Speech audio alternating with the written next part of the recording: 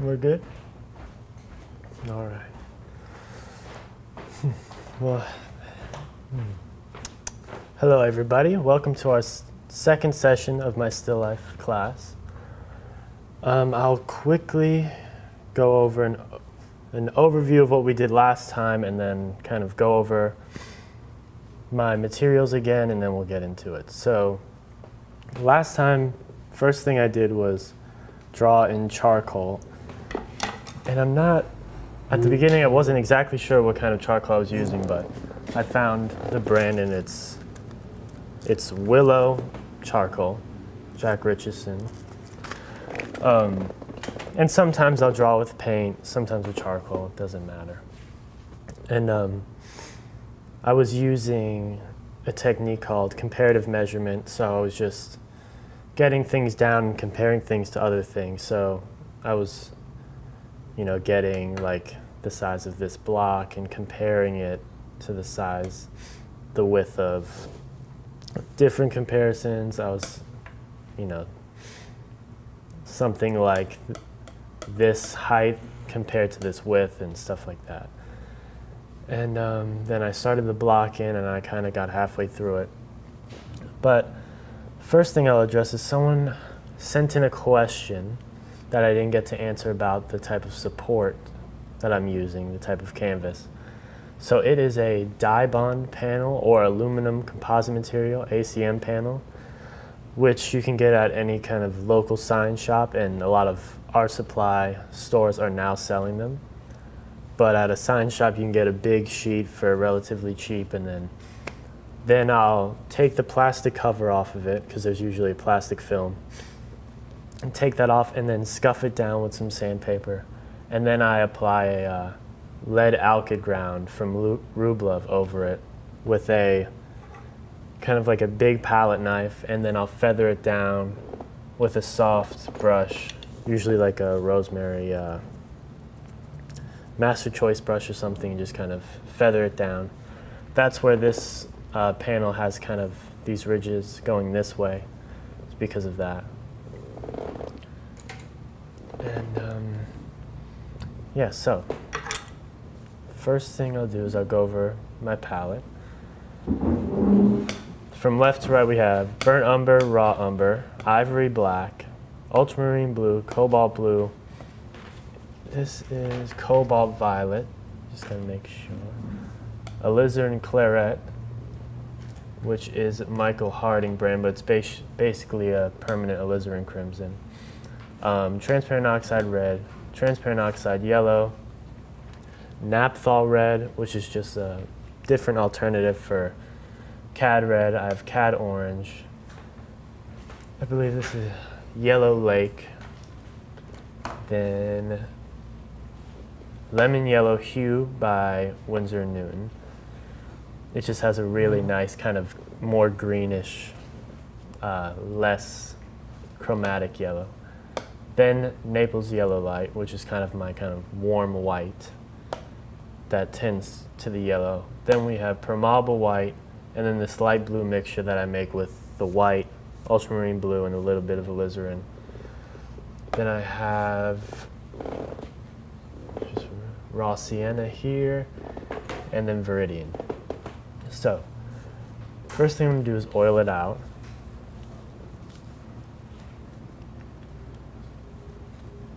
And I'm going to put a little bit of oleo gel on my palette, which is a gel medium from Rublev.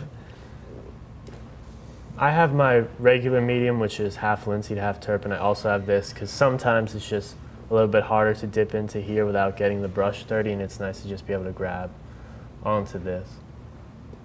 And this one's kind of a bit thicker, but either way, right now I've mixed the two, and I'm just going to kind of go over parts of my painting that have sunken in.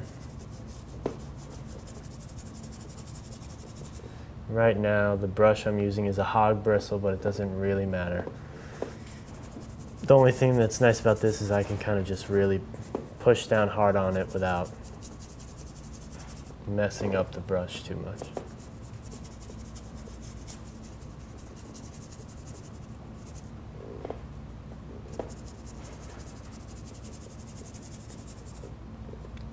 So since we started since we ended sort of about halfway through the block, and I'm going to continue on that. And my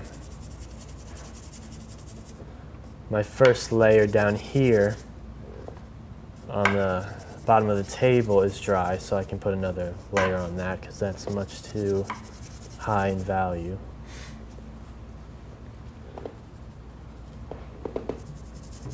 Just get all this covered. So it's to get, when your paint is sunken in, to just bring back that gloss, and then also to kind of just put a layer of oil over the canvas so you're kind of painting into oil.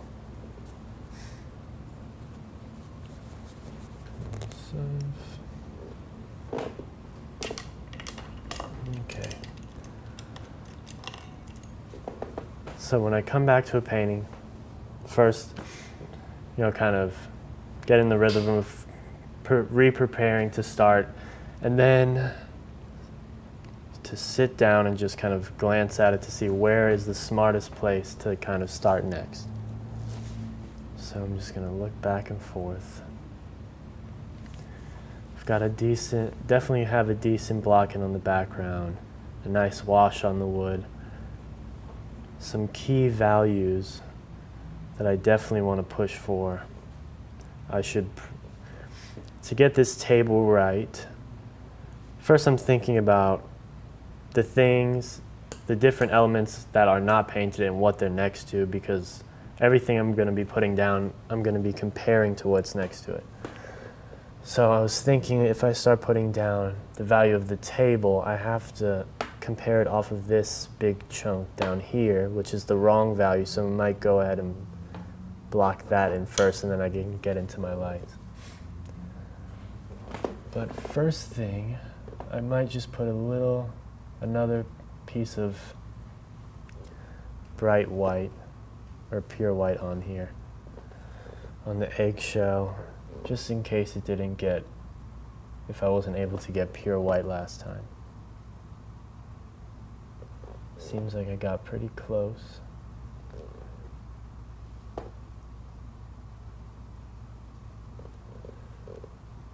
Maybe I'll also put a dot here.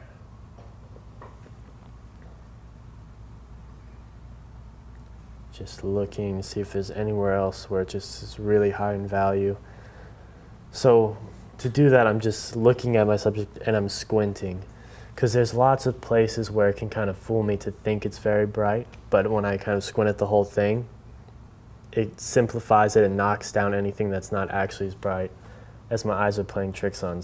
Because there's the table here, and there's the ledge that's pointing a little bit more up towards the light, and I could think that's really bright, but in comparison, it's so much lower than the egg, and so much darker than the paper. If there's one other place that's really kind of hitting a bright note, it would be this kind of bounced light under this paper right here. And it's even a bit yellow, so I'm going to go into my Naples yellow light. I just put a mark there.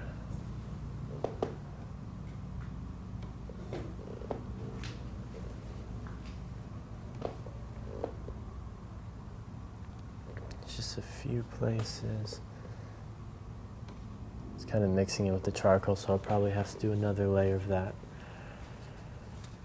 So I'm going to get a bigger brush and then start down on the wooden part of the table.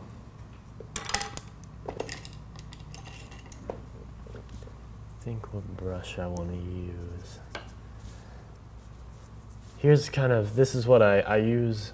I scrub a lot, so when I'm going to scrub in a big area, I'll kind of look to see if there's any brushes that I've already messed up a good bit.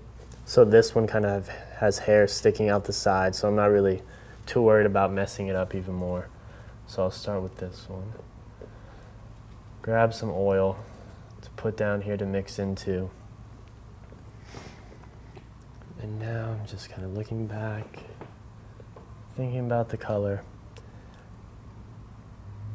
There's also a line where it stops.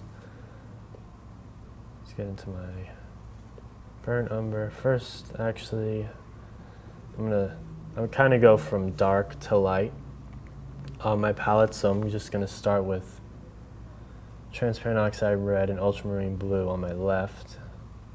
Just kind of my dark. And then my neutral red, which is the burnt umber.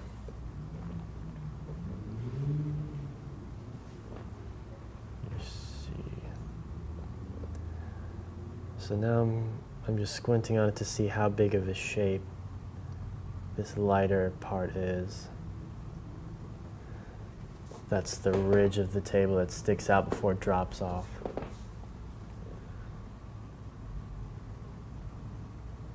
Actually, I can draw it in straight with a ruler, or at least the ruler will help me.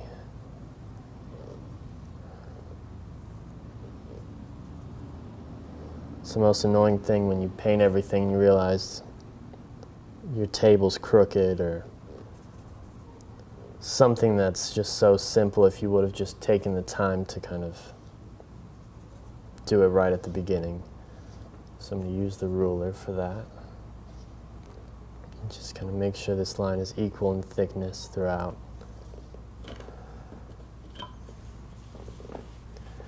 And I'm making this ridge a little bit smaller than it actually is because I also made this maybe a little bit smaller just so I can fit in more of this long strip of cast shadow underneath here, because I like all of these lines that I'm getting, long flowy lines.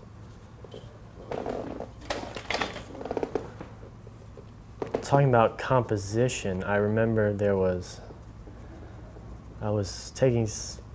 some online kind of class video thing on composition, and it was showing us two examples of a man sitting on a cliff, sitting on the edge of a cliff, and one composition was the man on the edge of the cliff, and it was this long composition, and it had this real peaceful feeling like he was looking out into the horizon and meditating. And then there was one where it was a very tall, skinny composition, and he was sitting on the top of the cliff, and it looked like he was about to like jump off or something. And he was doing the same exact thing in both examples, but just because of the composition, it gave two different feelings. So this composition, I'm hoping to pull off kind of a peaceful feeling with all these long, flowy, straight lines. I have this line here, and just a lot of long, skinny lines. Just taking some more burnt umber. I'm just thinking because it's kind of like this reddish color, and I don't want it to be too chromatic, so I wouldn't grab my alizarin crimson, but I want a dark red.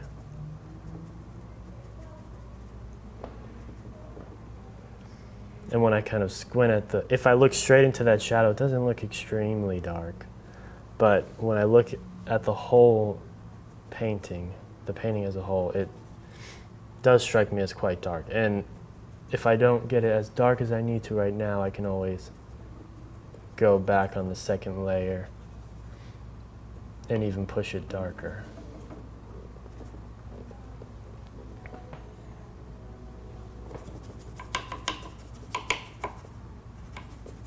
Feather it out down here. It's a bit warm, so I might go over it.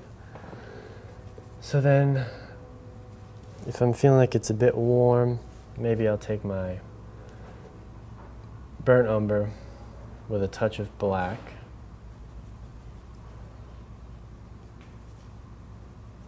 And then maybe I'll dip into my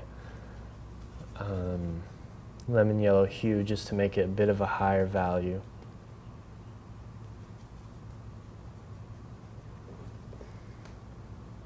Higher value, and also still staying on the warm side. If I was to grab this light blue, it would make it too cold.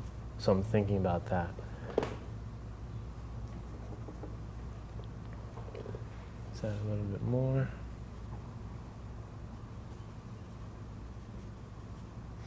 And I pay a lot of attention in my block in. I don't go extremely fast to just cover everything, you know. I do still want to think it through, because a lot of times my block in can be the end. You know, like there'll definitely be parts in here that will stay like that throughout the whole painting, because I like the way the underpainting looks. I mean, some of it will get covered, but a little bit of the underpainting is always going to show through a little bit. Let me touch into this cad orange, cad red. It's just not, I still want to keep that orangeness to it. So I kind of just put a mark down and then sit back and assess if this is the right color.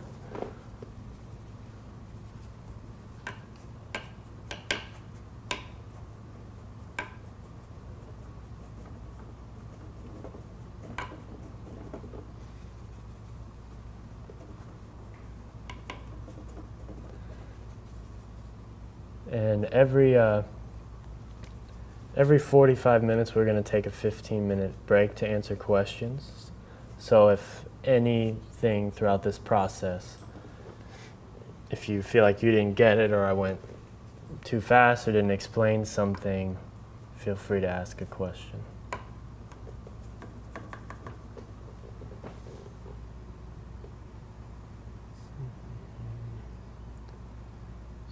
Back and forth. Can't tell if I think that's a bit too warm or not. Going to my burnt umber, some black.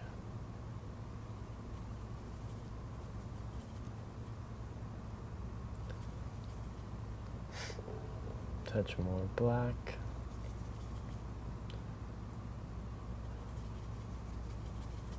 One into my Naples yellow light, just to bump it up in value a little bit, and it also kind of adds a coolness to it, just because it's making it higher in value and it's not the pure pigment anymore. And depending on what effect I want, I'll try and either increase the value with a high chroma color or increase the value with a low chroma color that usually contains some white in it. So I'm pretty sure this Naples yellow light has white in it, and obviously these two do. So if I wanted it to bump up in value, but I wanted it to still stay super rich and warm and crisp, I would choose one of these colors here. But to bump it up in value and lose some of the chroma, I'm going to choose some of these here. And then if it's kind of a mid-tone and I want to keep the value without changing it too much, maybe, you know, this Naphthol red is a good option, or your cobalt blue or cobalt violet. So this is a pretty neutral brown color, so I just want to scrub it in a few spots so the warmth still shows through, but there's this hint of neutral over it.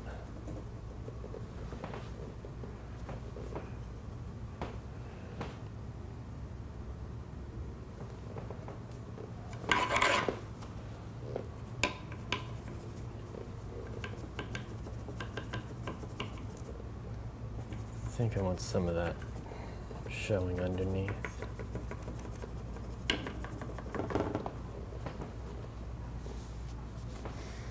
Okay, for better or for worse, I'll leave like that for like that for now. And then I'll go to this top part. Okay, so I look at it, I know it's an orange, but it's kind of a neutral orange. It's getting hit with cold light. So my mind can immediately think, okay, a neutral orange, well, I can grab my neutral red and my neutral yellow, add those together, maybe lighten it with my Naples yellow light,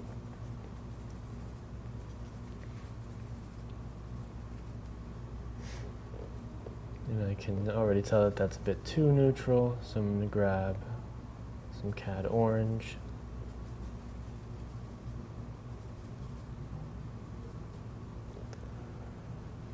First thing I can do is kind of check it. And that's too dark. So I can wipe it up.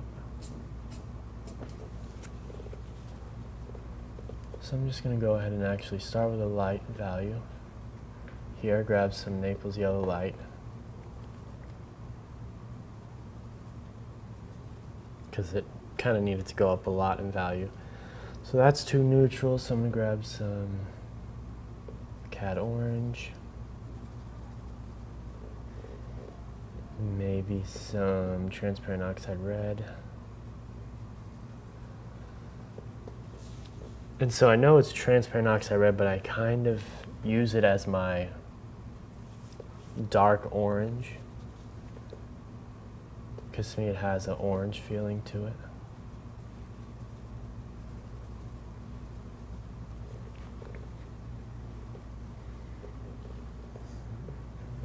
So let's see.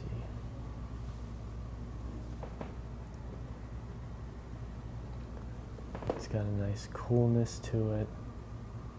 And I've got these undertones of orange underneath it.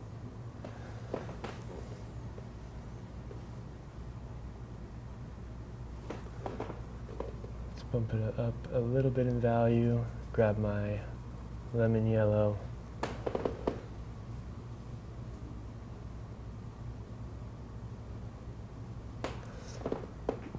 Now the direction of my brushwork, I'm also thinking about. So at this bottom part, I was kind of going up and down because I wanted it to kind of fall down. And this I don't always follow this, but here I'm kind of going sideways. So it kind of feels flat and that is falling down, so that the brushwork kind of helps describe the direction of the planes. Now this is still just the block-in, so I don't need to get it amazingly, but I need to get something quite accurate down, at least in kind of color and value. I like these parts where the orange is showing through. Maybe I want some more on this edge. Now, if my setup allows it, a lot of times I'll use the edge of my easel to kind of stabilize my brush so that I can, and it helps me paint straight lines, or like in this case I'm scratching out a straight line.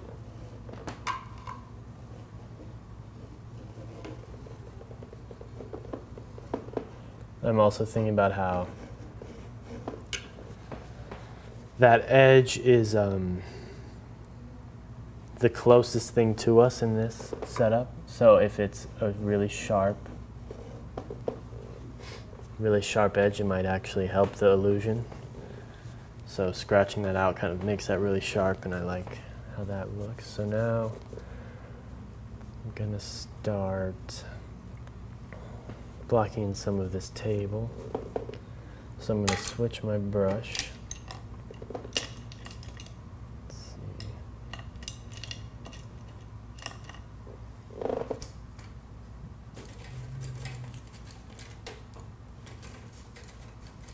Don't want a brush that's too small, and not one that's too big.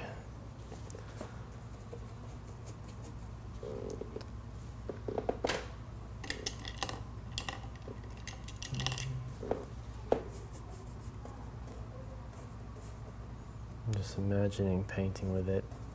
If it would be good, I think this is good enough.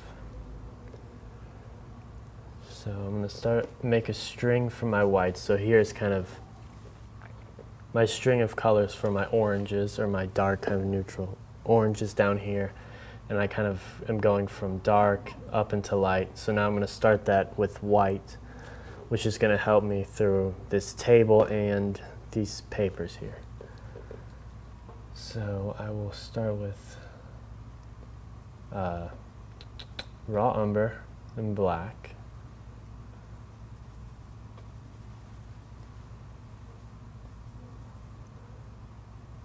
Grab a nice chunk of white. Go into my oleo gel.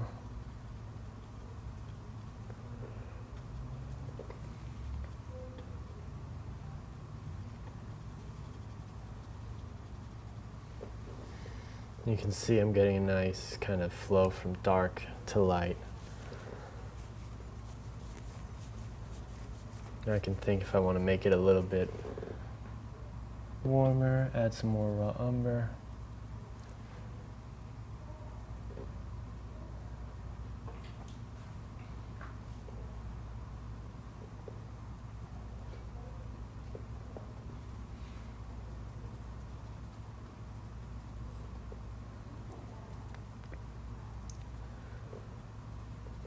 So this is raw umber in black, which is neutral yellow and neutral blue, so it can tend to have a greenish look to it, and if there's parts where I think it's just looking too greenish compared to everything else I put down, then I can add some burnt umber to try and combat that.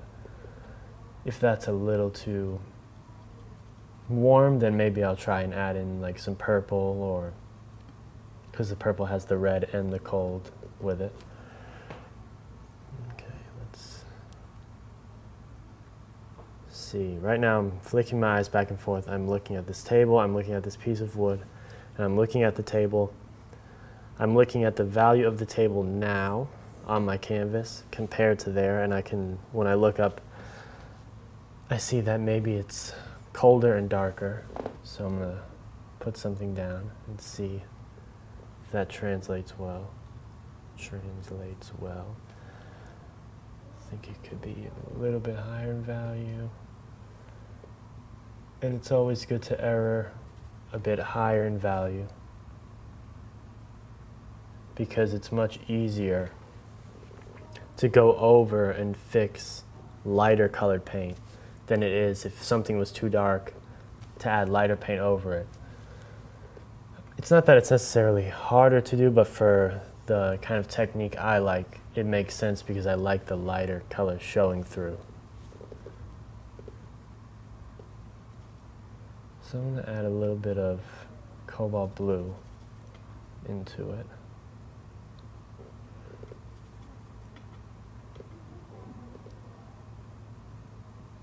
A little bit of cobalt violet because it was looking a little yellow. Let's see. That's looking more blue.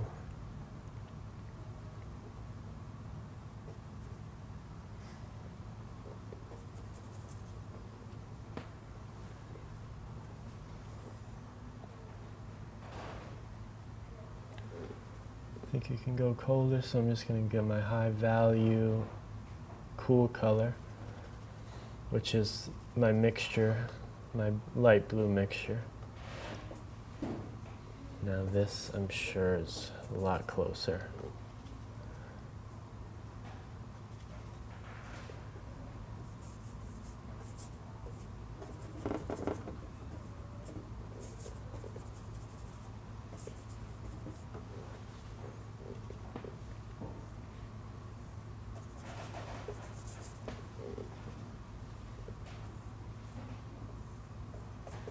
So I'm just filling it in.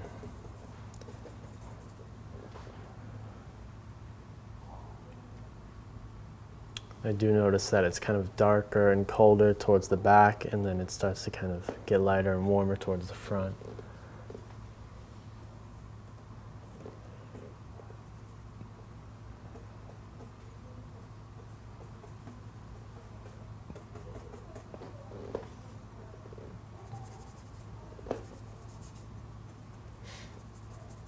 And what I could even do to get that effect of lighter and colder, or lighter and warmer up front, is just more thinly spread out the paint.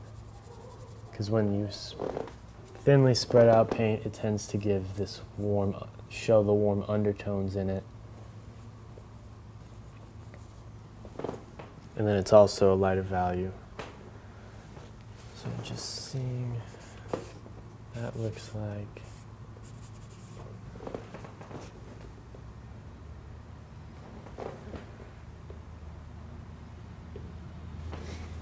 I'm gonna get some white.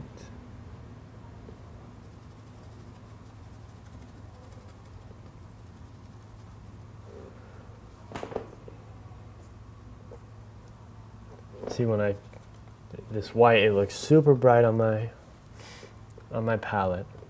Then I put it down over here and it looks dark. So if I was to listen to what my mind's telling me, it almost looks darker than that. But then, if I'm confused, I'm just gonna go put a mark down there and say, okay, it is a lot lighter than that. So it is what I'm looking for. Just noticing it gets kind of brighter around here, towards the bottom.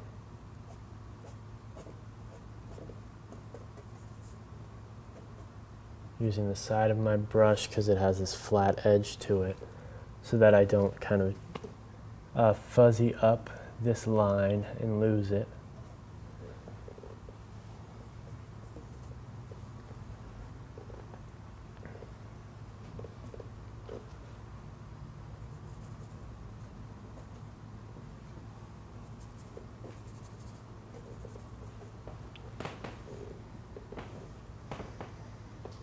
Now I'm going to go higher in value.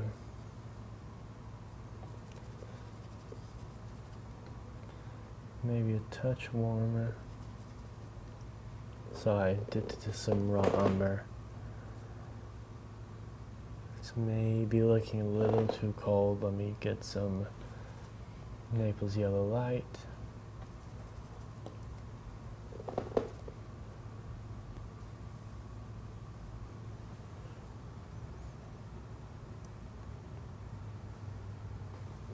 Add some purple in there. And the reason I'm adding purple is because I just put down a color and then I kind of flicked my eyes back and forth from my color to the color that's actually there, and I felt like the color that was actually there maybe was a little bit more purple than what I had.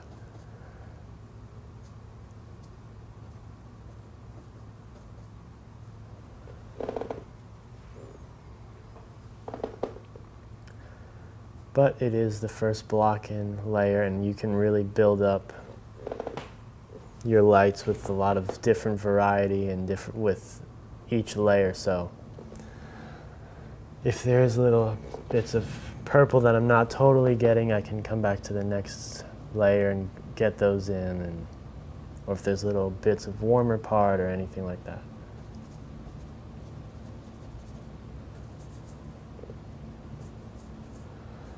And even kind of scrub up some of it so some of that underpainting shows through.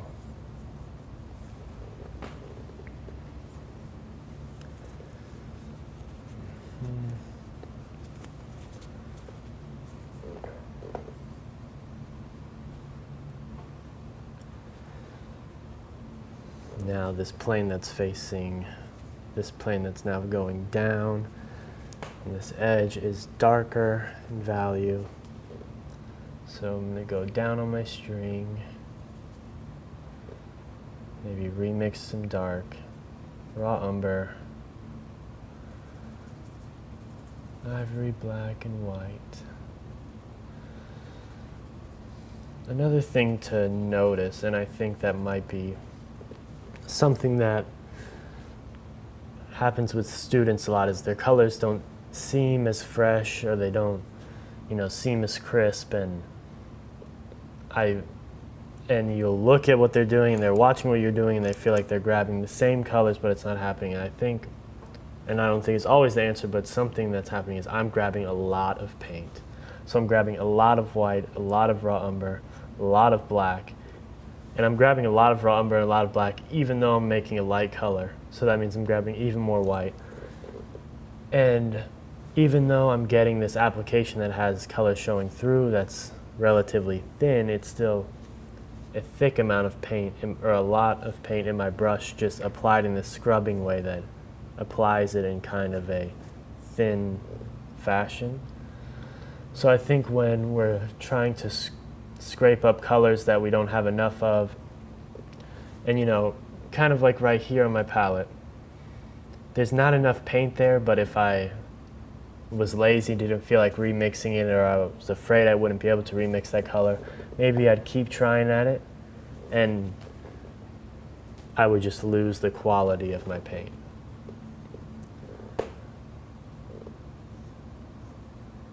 So, let's see.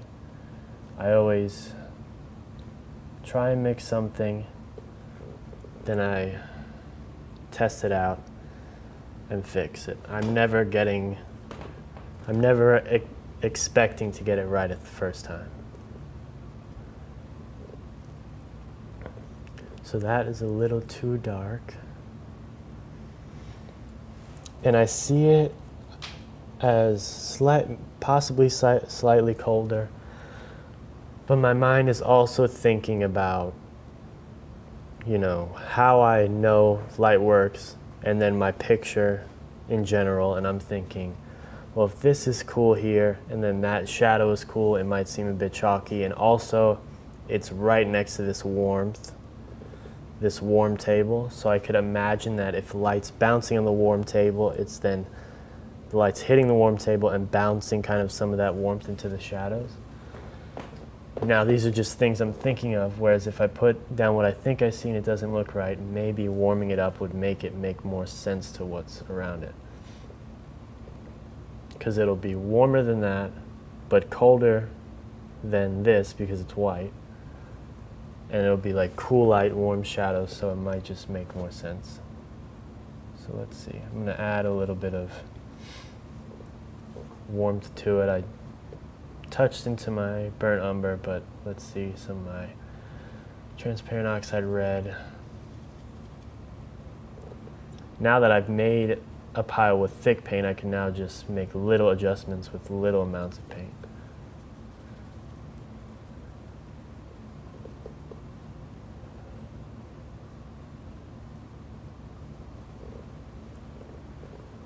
Still too dark. More white. And then some transparent oxide red.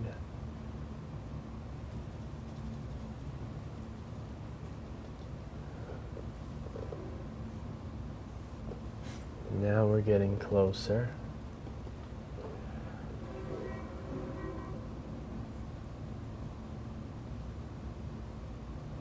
This brush is a little bit too big for this. If I wanted to, I'd probably go with a brush direction that's going from up and down to get that kind of plane change.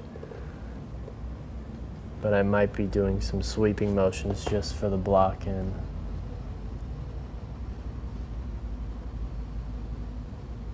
Along with some up and down.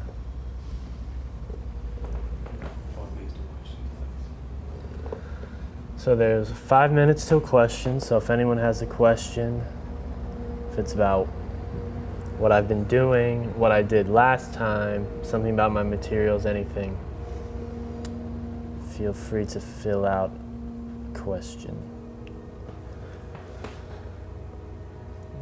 Just gonna double check, because there's some parts that are darker, some parts that are lighter.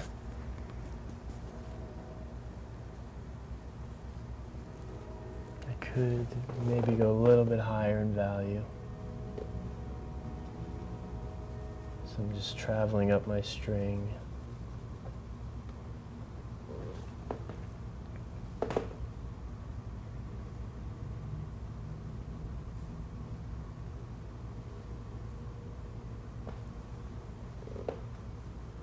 And then I'm also thinking that the light's over here, so it could, if I painted it brighter over here and fading to darker, because that's also what's happening at the top, that it will make sense.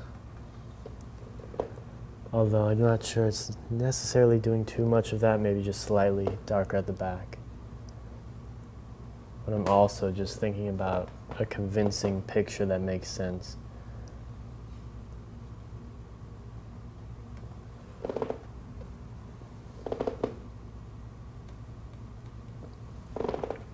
For instance, I'm doing this figurative painting, where a girl is sitting on a chair, and the back of the chair is facing the light source, and then you have the side planes of the chair that are kind of facing the viewer but away from the light. And I'm painting the chair, and the chair looks all warm colors, even the parts facing the light. But once I painted it all, I was just like, this all looks too warm. It's giving me this kind of muddy feeling to it. So I stopped thinking about exactly what I was looking at and switched over to like the logical side of my brain and what happens with light, and thought, okay, well, the parts that are facing the light, I'm going to go ahead and add some cools in there, you know, so I made it more of a purpley color instead of like an orangey color like this. And then there was also this play of warm and cold, and it still felt like a really warm chair because the shadows were all warm, but it made more sense and didn't feel wrong. So that's where kind of knowing what's going on helps you, rather than just copying exactly what you're seeing.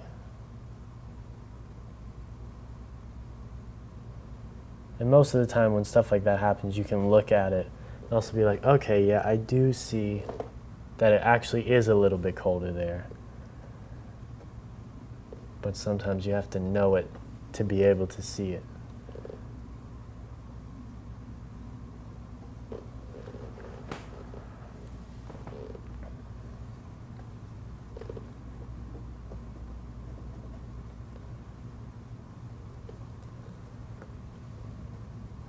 So I'm just taking you through the process like I would do it in the studio. If this was still life that I was working on for a show or something, this is just, you know, I could just mix up something and draw a straight line and try and fill it in, but the brush quality is something that's kind of important in my work, so I'm thinking about it with every brush stroke.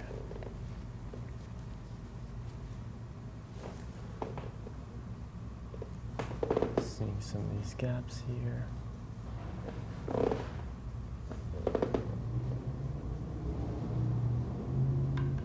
I can use the edge of my easel to kind of help me draw a straight line.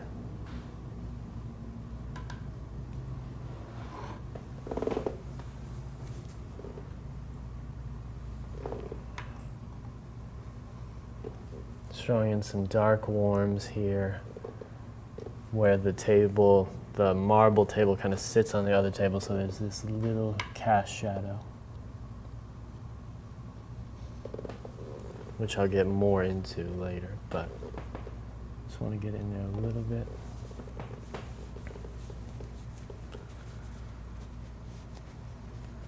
Okay. There's this little half small plane in between this light and shadow here that's even lighter because it's facing even more towards the light, that I don't even necessarily need to put in, but I might add it, but for right now I'll do it later. I want to go back into blocking in some of the paper. So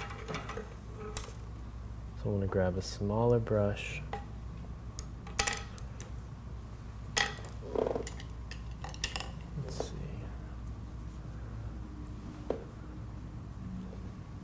Grab a new brush because the one I was using for white is too big for what I want to do with the paper right now, and my smaller brush that would work is contaminated with the orange color, so I'm going to grab a new brush, dip back into my white, but know that I need to go brighter than this, and we'll start with just looking. It's mostly warm paper and there's a few colder pieces of paper in there. Add some light.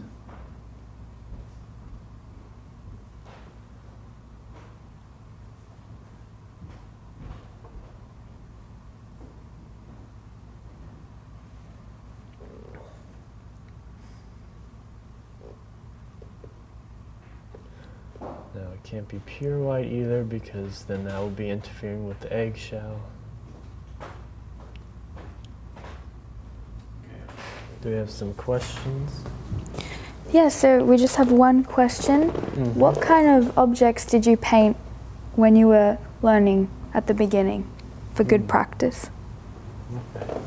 So that's a good question. Even now when I'm painting, I'm thinking of objects that are going to help me become a better painter and stuff like that. But when I was first setting up still lifes, there would be a lot of times where I would like tack like master copies to the wall. Like if I had just like a little clipping or like a postcard from a museum with a master painting on it, I'd kind of like tack it to the wall. So in my still life, I'm kind of doing a little master copy and trying to see if I can block it in small or whatever. And then other things, for instance, here that's gonna really help me kind of learn form and turn form is like I have this egg and this this pot, which just just has this perfect rolling form.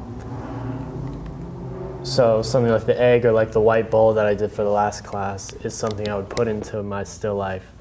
One, I also wanted to have an aesthetic feeling, but also I know it's going to help me, so that's something. What are other things? There'd be like times where I put in the palette where I have all my colors on the palette, so I have to know. So then I have to paint the colors correctly on the palette, but make sure it relates to everything else, so you're not just taking that color and putting it on, because each little pile of paint is also its own little form, so it helps me think about, not just looking at something and saying, oh, that's a black cloth, just grab black and scrub it on there. I'm thinking about the light hitting it and so on. But I'll continue to think about that question as I go on painting, to think if there's any other objects that I would put into a still life to help me. But the coolest thing was when I would tack up little master copies or something on a table, or I had a book open in my still life that had, master paintings in it. And yeah. Is there any other questions? One more question from Sarah Brown. Hi Alex, your painting is already looking awesome. When using natural light to illuminate your subject, how do you compensate for changes in quality of light on darker days? Well, thank you, Sarah. It's a good question. I think when right now it's artificial light, but when it is natural light, my canvas is usually lit by the natural light as well. So when the still life gets a little darker, so does my canvas. So it sort of equals itself out. But then another thing is I'm also just looking at the relative shifts in color and value, not even as much as just copying exactly what I'm seeing. So if I know that this sheet is darker and cooler, or has a darker, bluer kind of color to it, and this has a lighter, warmer gray to it, and that's how they are in relation to each other. No matter kind of how the light gets darker or lighter, that relationship is always going to be the same. So that happens everywhere. Like if, how much bluer the blue on this pot is compared to a blue somewhere else like that you would find in the wood, the colors are going to change, but their relationship is not going to change, if that makes sense. So it's like, I see that there's some nice blues in here, but I know that this is more of a less chromatic kind of purple, hueish blue, whereas in this one is a higher chromatic, higher value, maybe tends to more of a, maybe tends more to a yellowy blue than a purpley blue. It's just, that's never going to change even if the light changes. Or at least that's what I'm going to be looking for to help me make those decisions. Yeah. Is there any other questions? Yeah, one last question from Mustafa Mahmoud. When using transparent darks, I feel it's kind of glazing and not enough coverage. Do you add some lights to give the paint some coverage and body? That is a great question. It depends. So like where I'm getting really dark, like in here, like this big dark shadow here and under here, you know, under here, even under here, I'm not adding any light, any lighter pigments to it. But if I was to, let's say, I wanted to block in a shadow on, you know, let's say this pot right here. If I didn't add any lighter colors to it, I kind of wouldn't be able to get that color because it's in shadow, but it's still light value. Like for instance, this shadow inside of the egg. So then I will add some light into it.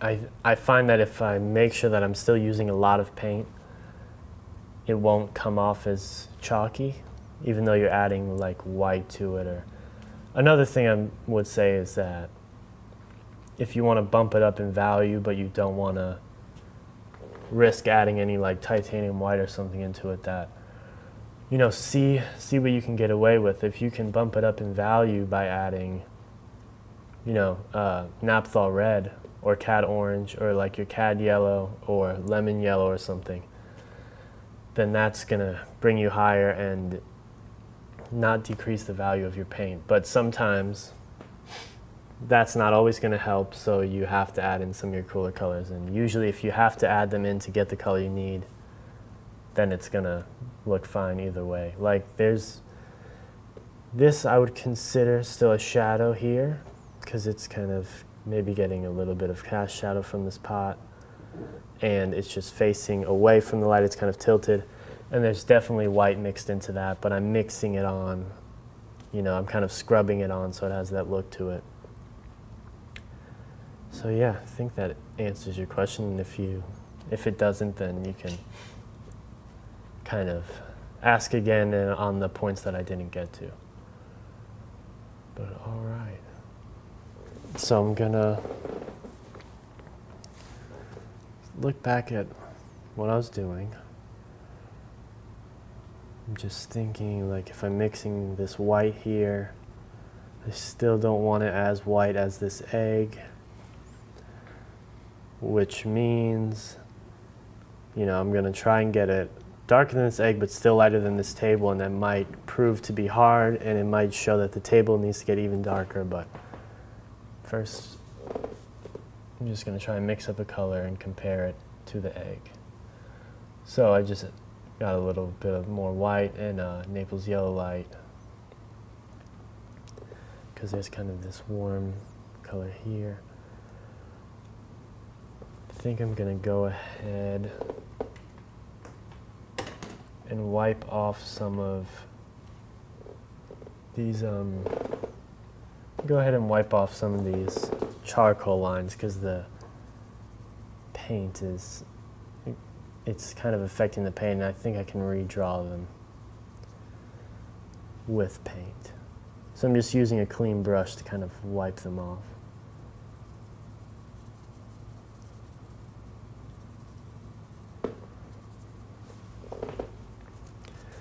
Maybe I'll even put a little bit of Gamsol in the brush, although that might spread it around.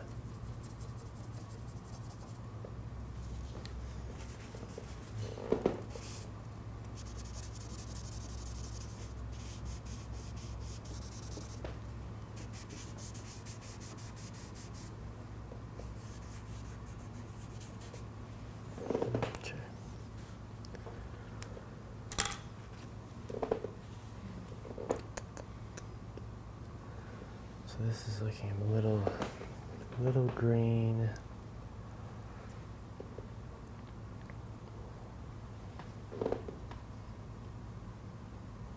Get brighter, and if it's looking a little green, you add a warm to it. Just mix in a little bit of cad orange into there.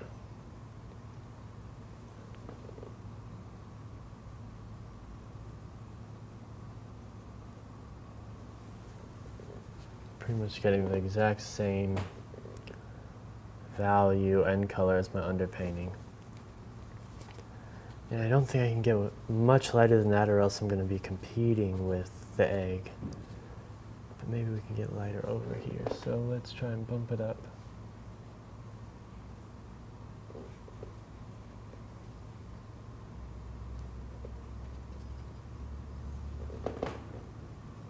Yeah, that's brighter.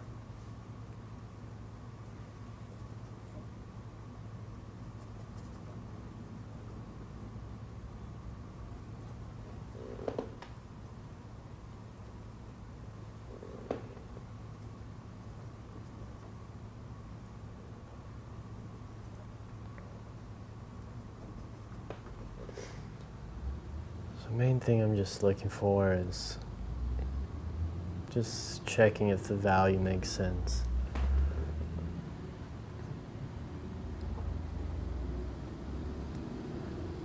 Just leaning back and looking back and forth.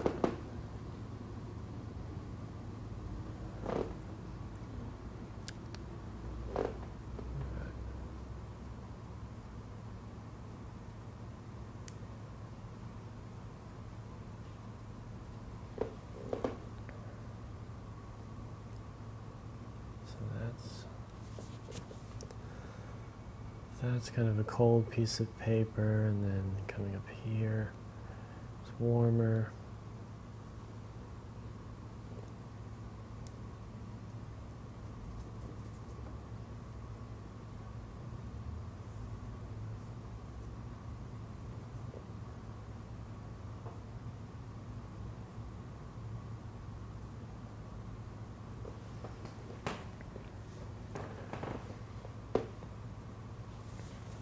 So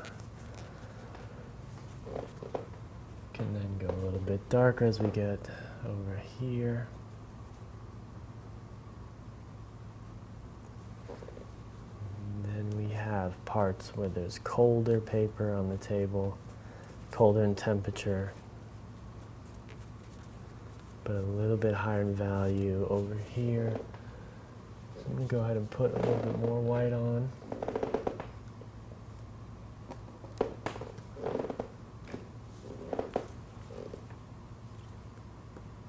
Clean off my brush a little bit.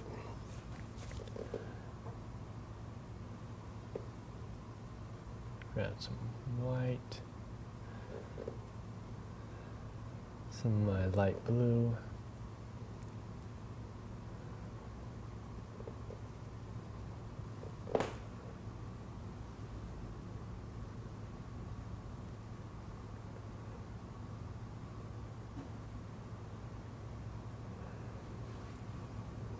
Now this values not perfect, but if anything they're a little bit brighter, so that's good. And I have a week in between drying, so I'll have this nice brighter color to go on top of it, and then slowly make everything darker to make sense to it.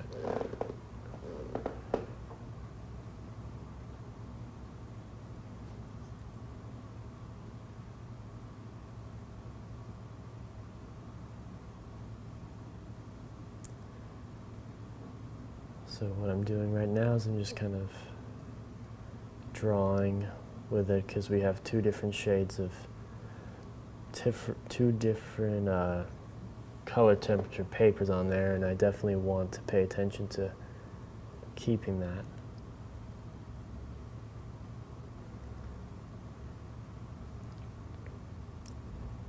It's going to be brighter over there than over here. Let's just add some more of this blue, because it's a little bit darker in value and still cold. Maybe a touch of purple.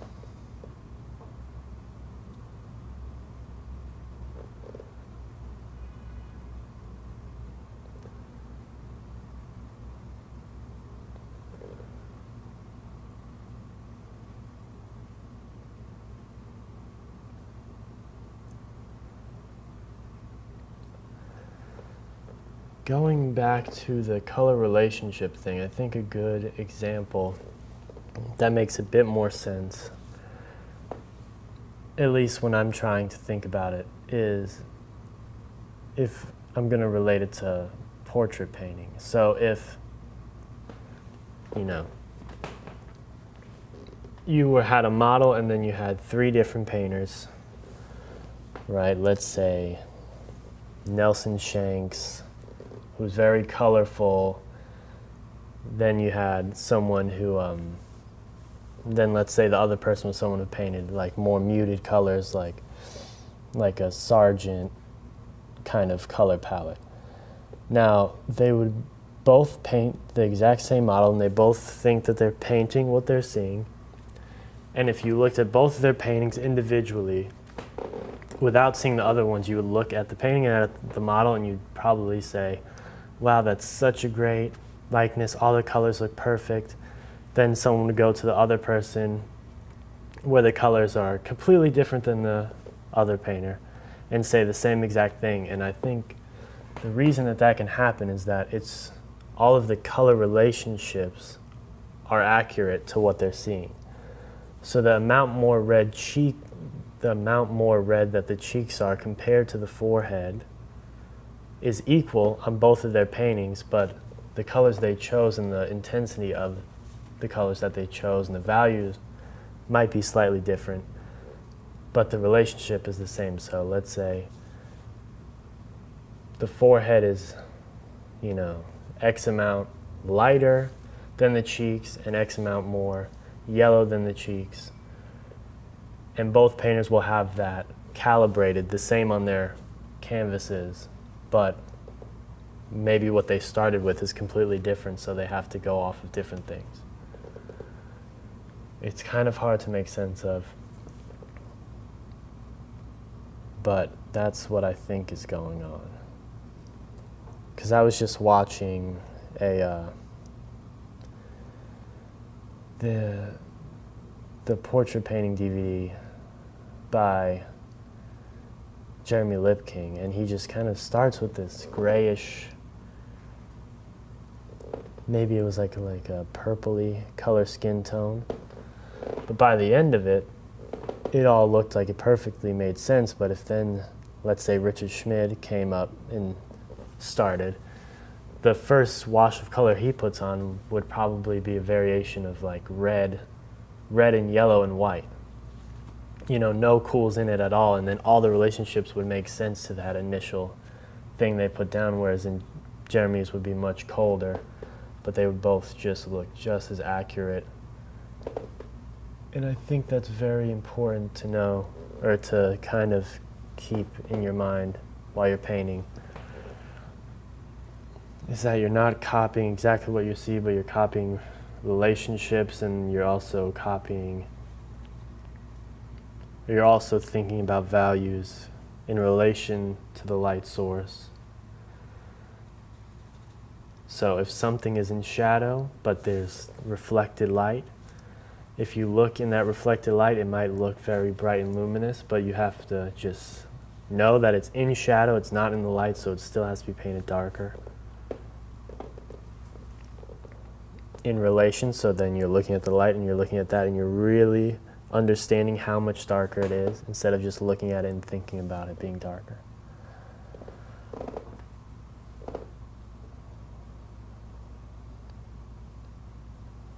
So I don't need to spend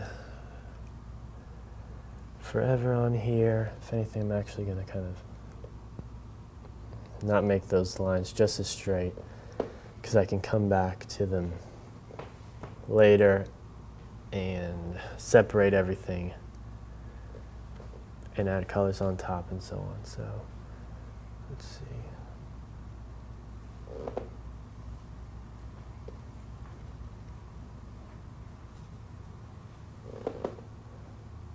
So this color here gets a little bit darker. There's the paper is different, so it's just like a bit. So that changes. There's a drawing on it, so it's a little bit darker.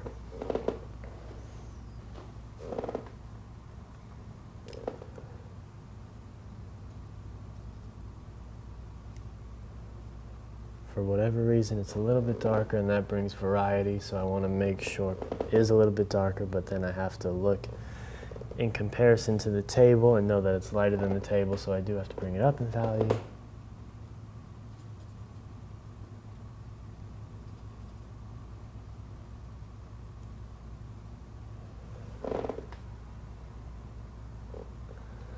a little too cold, so I get a high value, high chroma orange.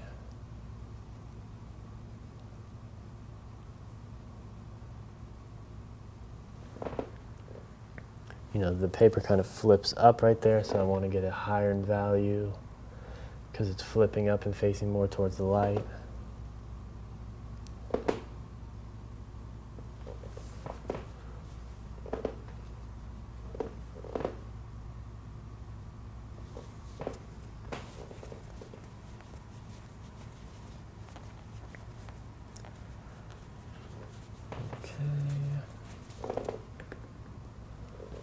Now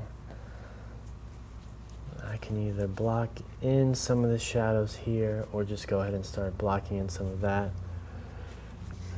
I think blocking in some of the shadows is important, but we can do that at the last part just so I can focus on getting all the canvas covered. Firstly, just don't want this to be completely bare. Gonna fill it in a little bit with some of the warm I had on my palette, just because I think some of that warmth showing through when I do go in and paint, that's going to be nice.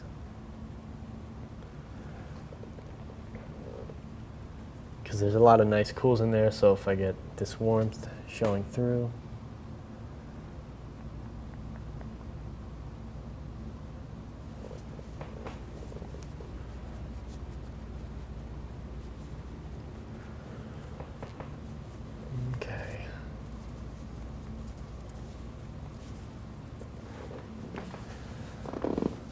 looking at this pot, you know, there's part of it that's one color, this kind of beige color, and then there's part that there's this kind of baby blue color, but then the shadow is an interesting color. So where do I want to start? When I don't know exactly what to do, I'm just going to look at it and think, what can I mix the easiest first? I think I could probably hit that baby blue color. I'm gonna try.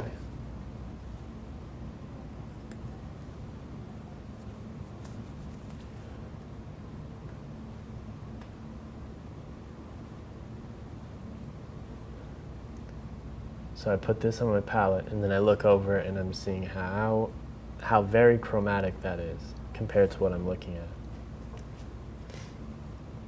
So then I'm seeing that this looks more purple than that. So then my thought is that needs more yellow. It needs to be neutral and a bit darker, so then I'll go to my neutral darker yellow, which is my raw umber, and add that to it.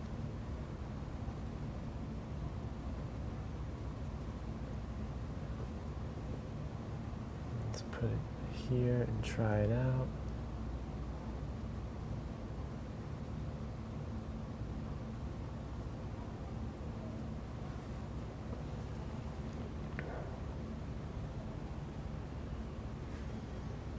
I think it looks okay.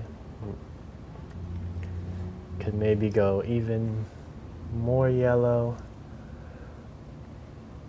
And for that, maybe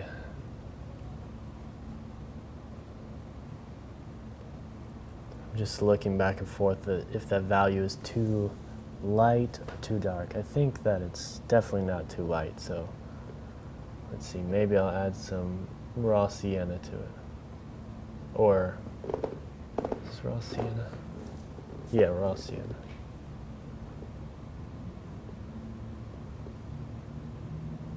Raw sienna is kind of like my mid-tone yellow that's middle chroma.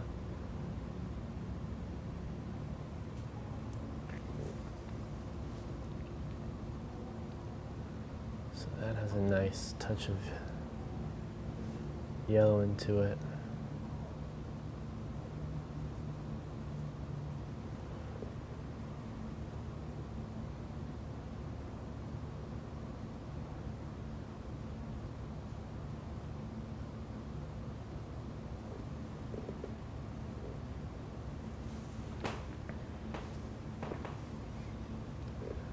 So I wanted one spot that was high chroma. Maybe one spot that's a bit higher chroma next to the highlight.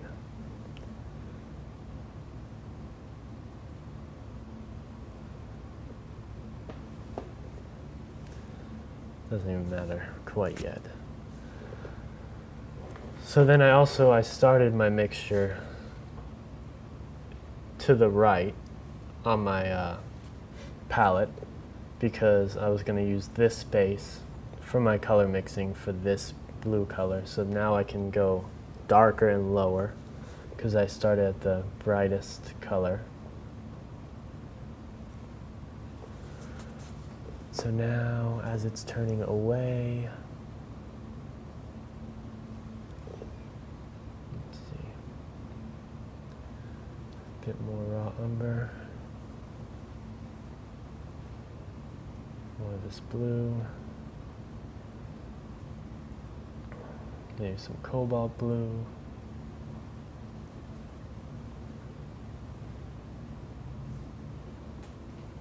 dipping into more cobalt blue.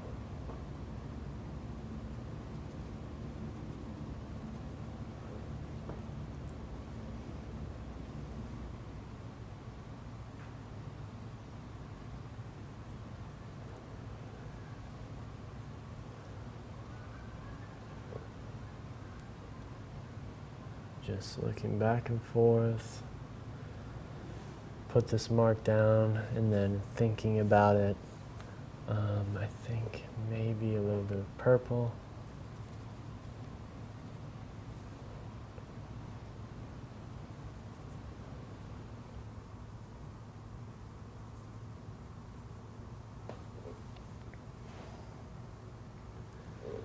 Maybe it needs to be a little bit warmer than that. Go into some raw umber.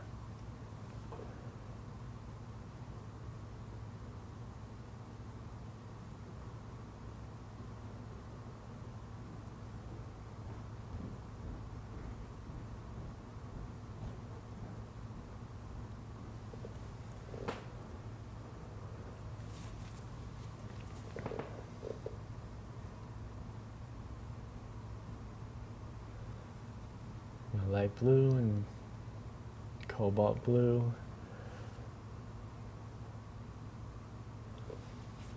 I also want to be careful to think, because this is a common mistake, is I don't want to turn the form from the highlight. I want to turn the form from the brightest spot, because as I kind of move, the highlight moves, so that's not the true lightest, where the light is hitting. So the light is kind of hitting more towards the left, so it's going to be brightest here, like on the left side of it, and then gradually turn darker. This is a block-in, so I don't have to get crazy accurate with it, because I'll have time to adjust these things.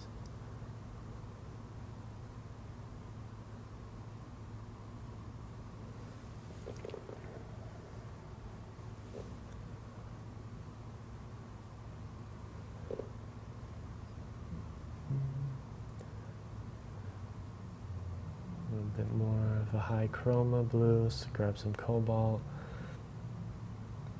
It has a purple hint to it.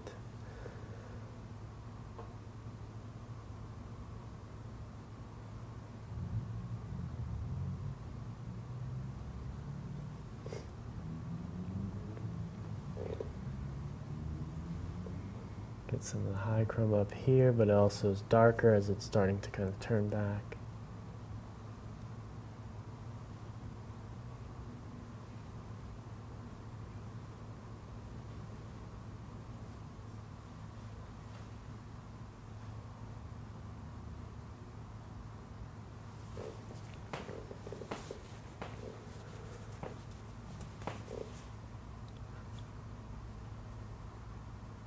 I want to get the brighter side even brighter, so I'm going to grab into my light blue, add a little bit of yellow into it. Let's get some raw sienna. If I get into this, I might go a bit too green, but let's try.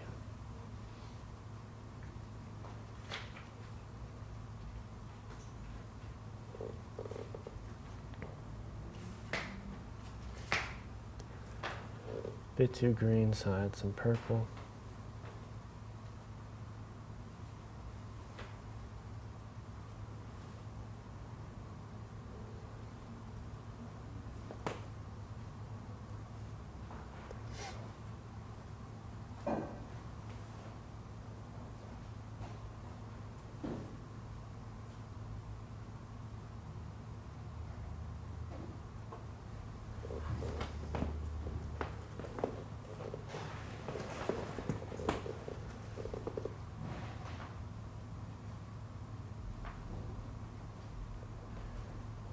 Thinking about the drawing a little bit, don't want to lose it too much.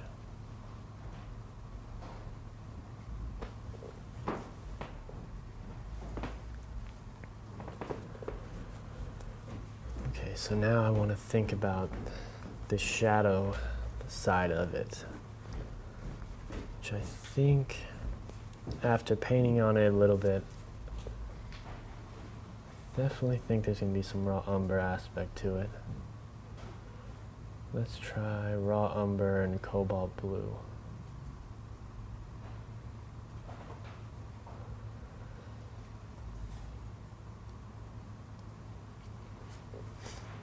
Raw umber, cobalt blue. Start getting a little bit lighter. Here's where another example of I'm about to go into a shadow, and it's definitely not going to be completely transparent. I'm mixing up into my white here.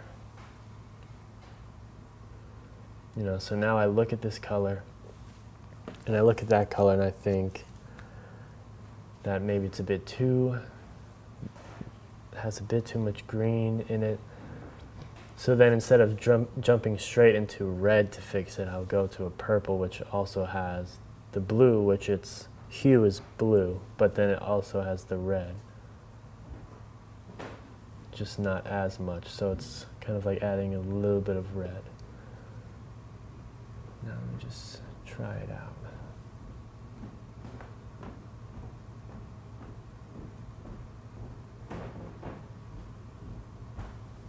It's a little too dark and maybe too warm, so I'm going to grab a little bit of blue and then work my way up into the lighter parts. And I also just want to remember that I can err on the lighter side. I just dipped into a little bit of purple.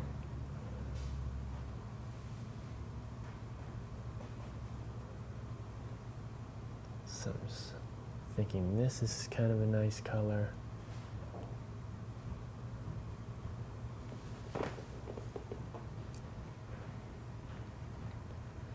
At the moment it looks a bit maybe too dark, but once it turns into the light, I think it'll make more sense. And once everything else gets darker here, who knows, it might be way too bright.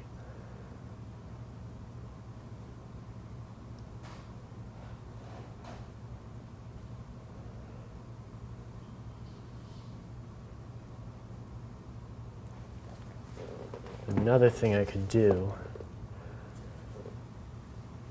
to just really kind of, so I'm trying to get this color right. This color I know is not exactly right yet.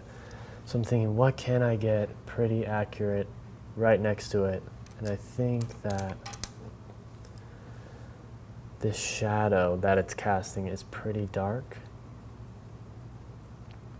And I think I could probably get something close to accurate on there. So I'm going to go ahead and mix a dark, transparent oxide red, and ultramarine blue. I don't think it's purely that, so I'll lightly put it in so it's almost glazing on there. Maybe add a little bit more blue. It'll have the warmth of the underpainting, so it won't appear as too cold. You know, it's even pretty dark here.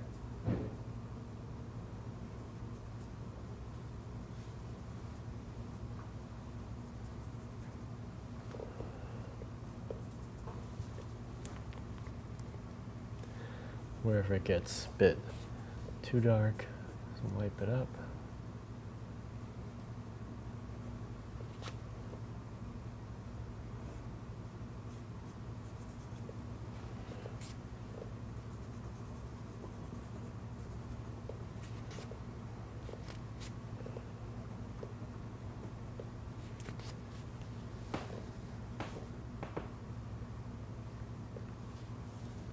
So I'm just looking back and forth at the value of this compared to that shadow.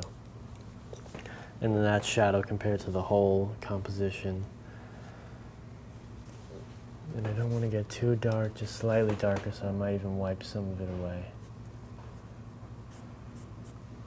But have it a little bit darker down there.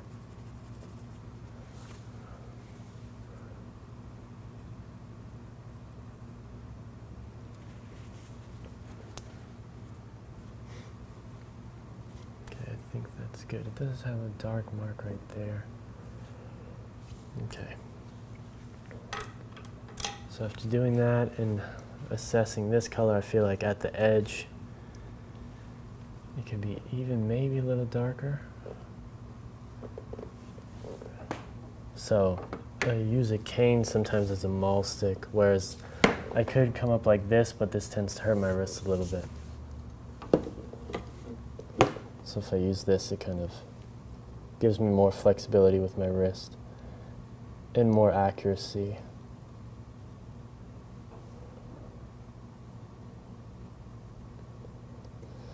Now that I have my maul stick out, it's a good time to, solidify the drawing.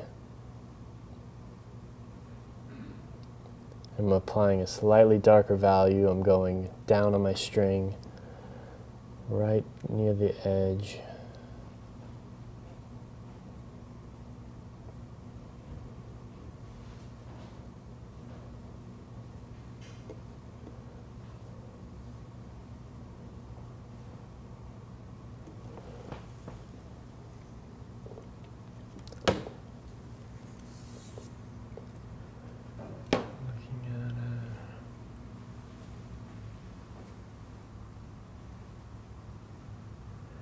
Seeing if there's any other place with blue in shadow.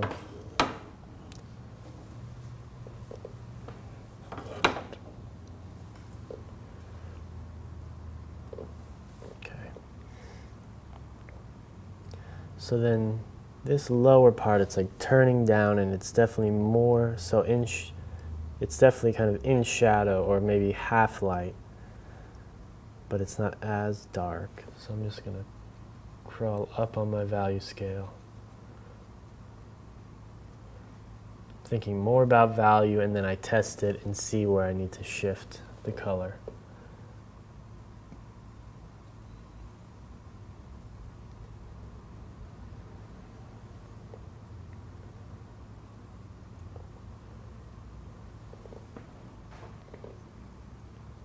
I think maybe I can make it a little bit warmer. And it could make sense because it's turning away from the cold light.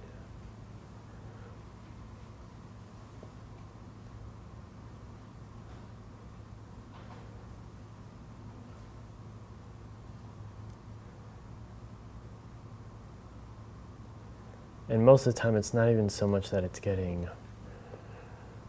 warmer, but it's getting more neutral. So it's kind of like where the light's hitting, you're seeing like the pure blue, and then as it's turning away, it's getting more neutral.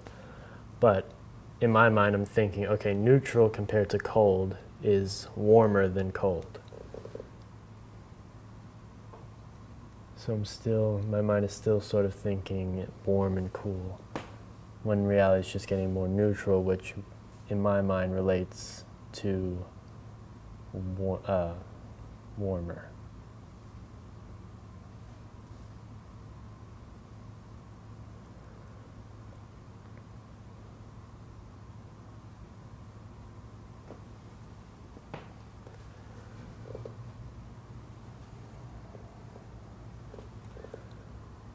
Purple, maybe some purple and cobalt in it.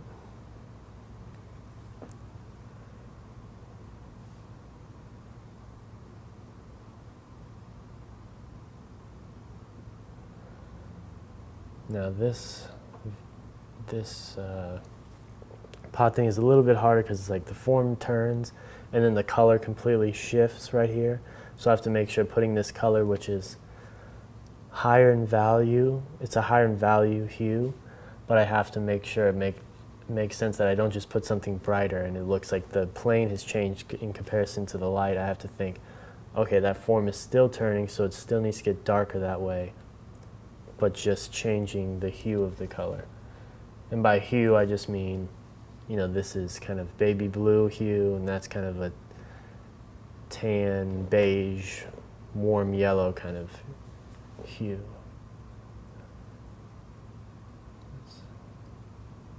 This.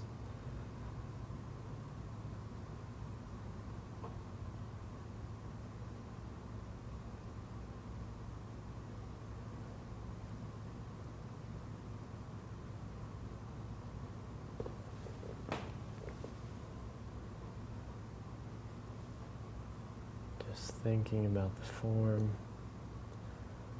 turning from dark to light.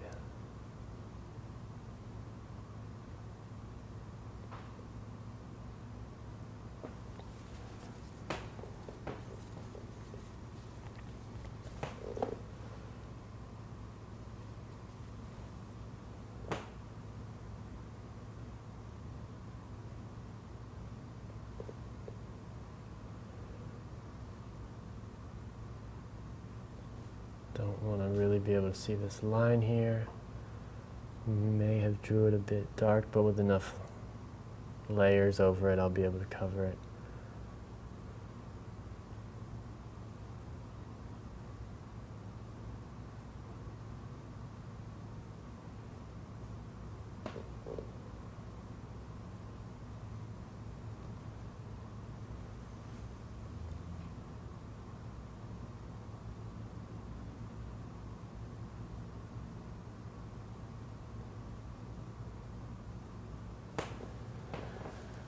Just trying to turn this form correctly. It's a bit of a weird shape, so I'm just spending some time here.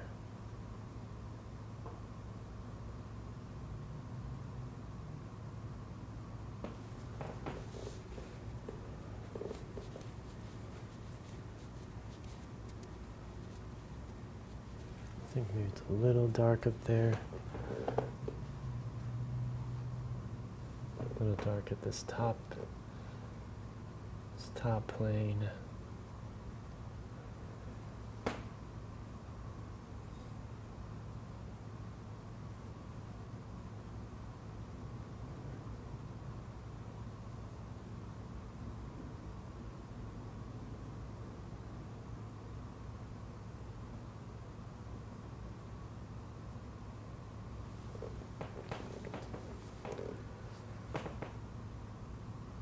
Going to this terminator edge, I'm just trying to make sure it turns correctly. There's a lot of marks in the pot, so it's making it a bit hard to tell where the terminator really is.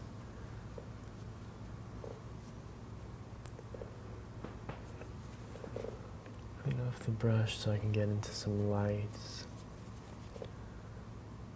Start off with this. A little raw umber. Maybe some cobalt blue.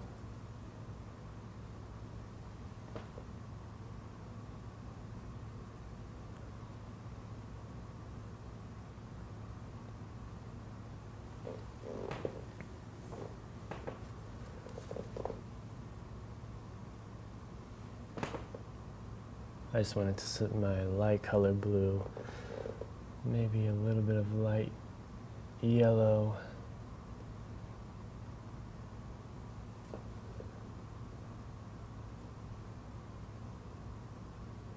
Just know that this side is brighter because it's facing towards the light, and then it's turning away.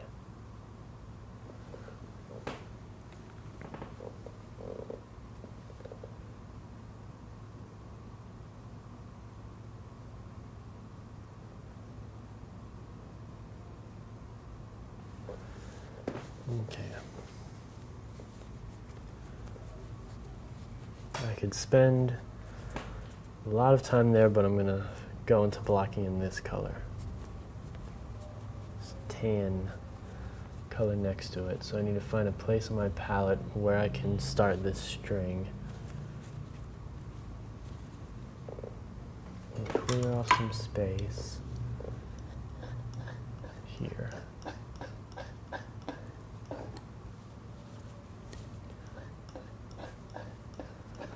So another thing you'll notice is that I try not to do a lot of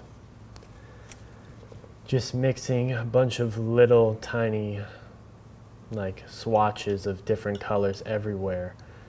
Every kind of thing has its own grouping. So here's my, light blue mixture, the lights and the shadows.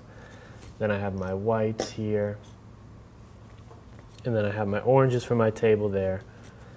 So then now I need to make one for my kind of tan beige color here. And what's nice is to have all of these things on my palette is now I kind of have a sense on my palette as well as my canvas what my color harmony is and what to compare it to, so I can tell what this kind of beige color is in comparison to my whites on my palette if I wanted to.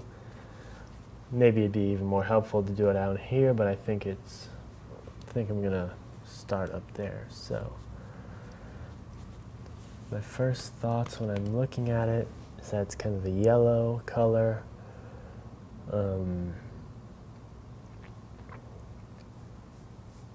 So first, maybe what I will do is first I'll grab some of my neutral yellow, my raw umber, see what it looks like when I add white to it.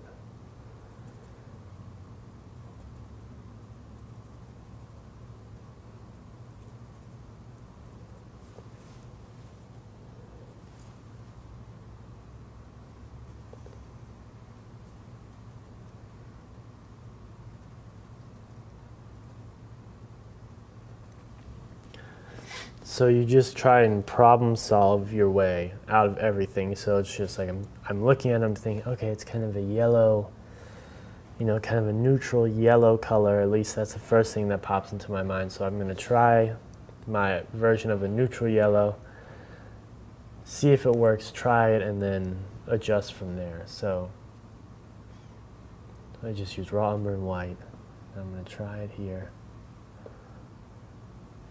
That's a pretty nice color, actually.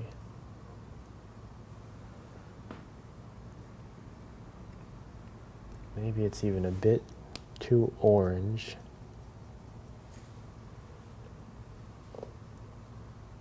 So maybe I can add a touch of black into it.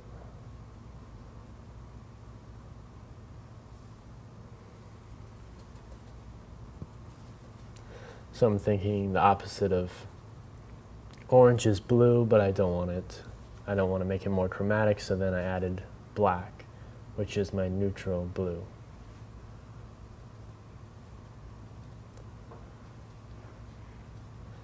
If I wanted a neutral light color, like a neutral high value blue, I could pre-mix black and white and put it somewhere on my palette, and that could also help me.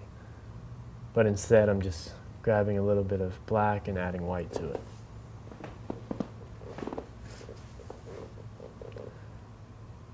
So I'm going to try this. I think we're getting closer.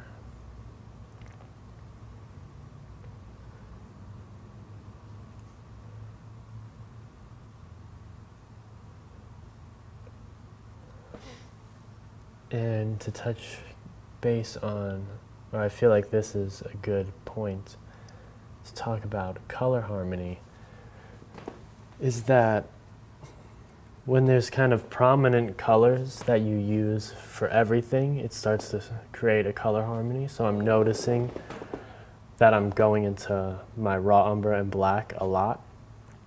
It's raw umber and black and white a lot in my whites. It's raw umber, black and white in this beige color. I'm adding some raw umber into my blues. All of this wood is going to have raw umbers in it. Then I'm thinking, okay, so there's a lot of burnt umber down here. So then maybe when I go back into my wood here, I might incorporate some more some more of my burnt umber, because I'm also then thinking, okay, it is wood, so maybe it has these more warmer tones than this pot does and stuff. So then now you have these places where you're using a lot of the same colors, and it kind of generates its own color harmony in that way, as well as nature just kind of has its own color harmony.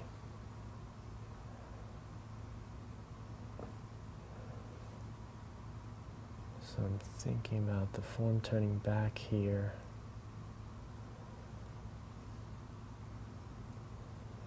Maybe this is hatching in and out a bit.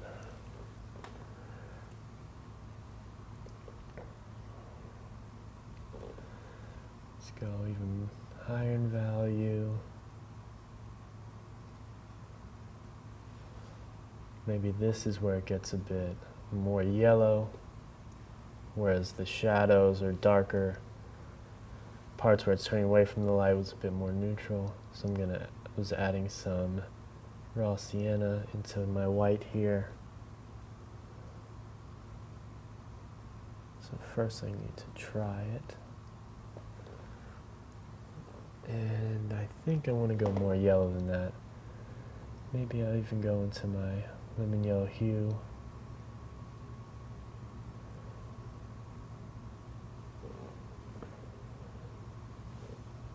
Let me see, it starts to turn back into the light over here. Try that. Maybe still not yellow enough. More raw sienna and white. Maybe some Naples yellow light.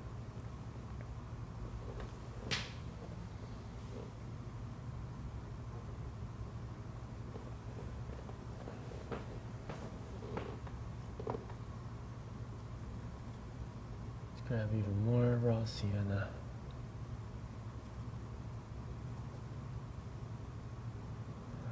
Maybe I need to go into my transparent oxide yellow, which is kind of, I sort of think of it as a just even more intense raw sienna, and then also a dark chromatic yellow. But it has this nice glow when you can add it into a white. So now we're starting to warm up.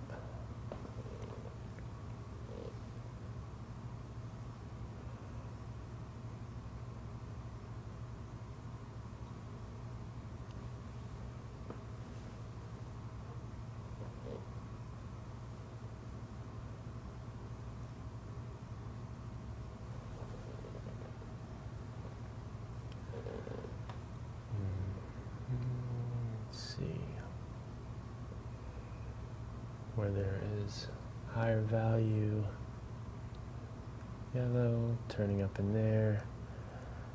That all is going to look much brighter once I add the darker elements into it.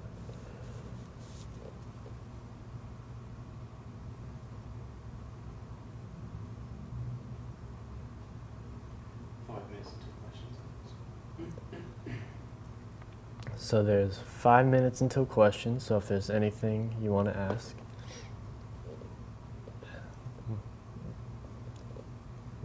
So I'm just going into more yellow.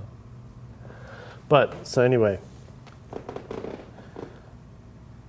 I kind of touched on if there's anything you want to ask about, you know, color harmony, the colors I'm mixing, all of these neutral colors. Maybe you would never think that I would be dipping into so much raw umber and black to get maybe colors that appear fresh. Just anything you want to ask. Let's see.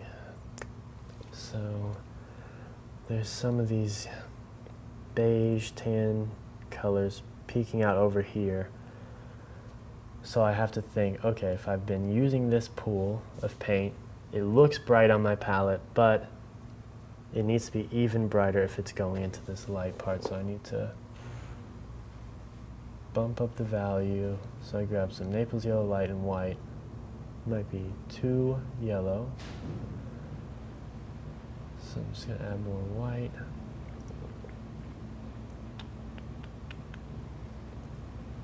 Let's try it. Don't want to mess up the edge of my drawing, so I'm going to use my cane.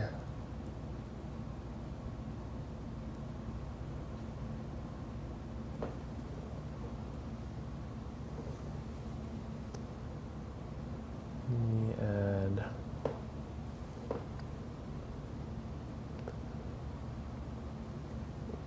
I think that's good, actually. And trace the edge because I can kind of see this, a sliver of it along the edge.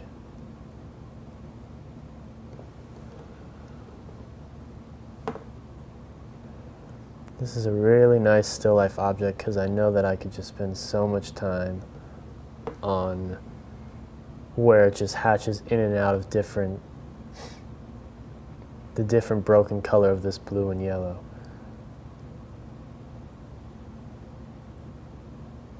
So I'll have to find a way to kind of simplify it for the live stream.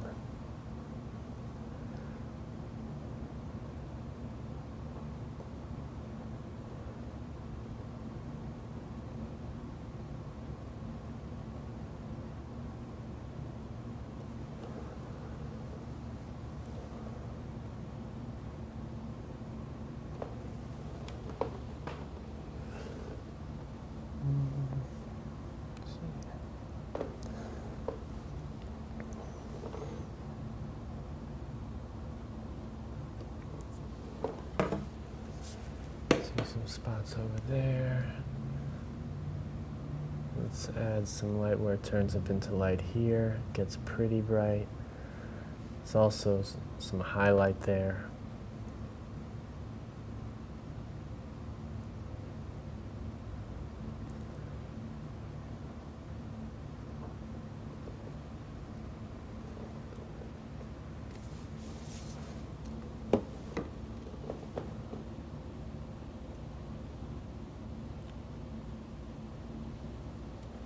Bit of light coming in here.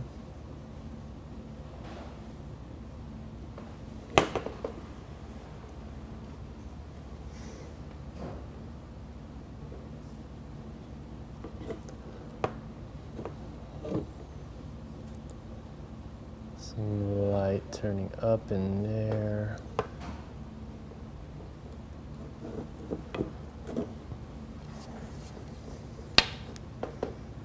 And then we'll start going into some of the shadows.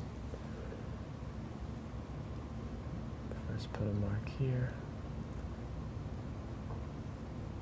Can always go a little too bright.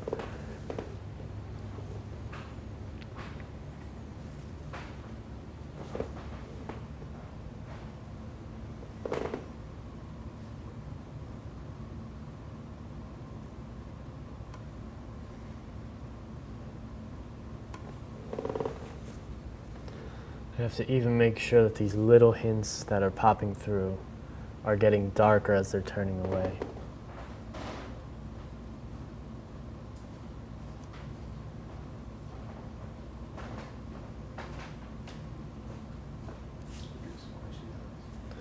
Ready for some questions? Great, so the first question is from Nancy Carroll. What was your thought process in not including a peach? Good question. Well, one, because I've done it so many times, but two, it was also just thinking about kind of like the color harmony of it and what's gonna last. And you know, last time I did a peach, but we started with one and then I had to throw it away and get a new one. So mainly for variety and the longevity of the objects and the color harmony, I kind of wanted to stick with something with a bit more neutral color palette. But yeah. Next question from Mustafa Mahmoud. You used half Gamsol and half linseed oil. Did you increase the oil ratio in this session according to fat over lean rule? So if I was working on this as like an everyday kind of thing, The first session I probably would have used something with a bit more Gamsol, or just straight Gamsol if I know I was going to paint on it the next day. But since I was waiting I had a whole week before that I knew it would be able to dry, I'm really using the same amount. And I'm also still on the blocking stage, so it's not like I'm going over, I don't even necessarily think I went over anything I really painted before. So I'm still going with the half linseed oil, half Gamsol, and a little bit of my oleo gel. And then maybe as this progresses, I'll be using more pure paint and less medium. But I still tend to use that medium throughout the whole process and vary the amount of paint I'm using instead. Next question's from Ellen Bazzoli. I was wondering about the dimensions of your panel. Do you look at your composition and then cut a piece of panel, or do you usually use these non-traditional size panels? I'm thinking of using ACM panels in the future, and I'm trying to decide how to utilize them efficiently. That's a good question. It's based on circumstance, for one. So so there's time, there's what it's for, and what you want to do with it. So it can also be based on what you're painting. But so for time, for instance, this is a very timely, like I have to be thinking about time a lot during this, so I didn't want to paint something this big, like life size, because it would just take me longer. So that's a reason for going smaller. A lot of times maybe there's something going for a small works show or something, so I'll paint it smaller. But if I want to do something that like I know I have a lot of time on it, I know it's not, maybe it's going to a show that it can be larger, maybe it's not going anywhere, it's just for me, and I'll typically never go, well, I'll never go larger than life size, but I'll typically go maybe a little bit smaller than life size. So if this was something I could really be ambitious about and take my time with, I'd probably go a bit bigger, make it really feel big and solid. Maybe I'd make the composition a bit more, maybe I would think about the objects more, add more stuff, be a bit more ambitious. But so it's mostly about time and circumstance with that. Another question from Mustafa Mahmood. Highlights are like looking at the mirror, which drives me crazy to think that I and another person are looking at the same spot, and I see it light and he sees it as a midtone, or we see a different picture in the mirror. I wish I can understand these physics tricks. Well, so yeah, it is weird because I'm looking at this and I'm seeing my light speck right here, whereas in maybe the camera is seeing it slightly over to the left or something. And even when I move my head like this, it starts to move over that way and this way. So when you say that maybe someone else was seeing a midtone and you were seeing a light, or vice versa, in reality, if this was completely matte and there was no shine on it at all, you'd be seeing the same value. But since there's a highlight, it's making you think that you're seeing a higher value here, when in reality, underneath that highlight, it still needs to be a mid-tone and then turning into light. So for both of you, it's the exact same thing, except the highlight's in a different place. So you kind of have to imagine it without a highlight, and then just place it on there after you've turned the form without thinking about it. And why do you prefer mixing colors on the palette with a brush, not a palette knife? I guess it's just a lot easier. If I was to mix every one of these colors with a palette knife, it would just be hard to go in, and then I'd have to go and switch to my brush to get it, whereas now I can just do it with my brush, and if I need to grab something quick, it's easy, and it's easy to go from dark to light, whereas in palette knife it would be a little bit more difficult. But I'm sure there's people who's great at using the palette knife like that. And another reason is I think that maybe when I add some texture into this wood, I'll definitely be using a palette knife a lot more to get some like thick paint on there, and I'll be mixing on here with it. Because a lot of times with a palette knife on, using it to mix on the palette, you get kind of this nice hatching of colors, where you'll get your palette knife loaded with multiple colors at once, and put it on, it gives this cool effect. But for right now, I'm not worried about that. So, that's all of the questions for right now, so I'm just going to jump back into it. This little lip is turning up, like that.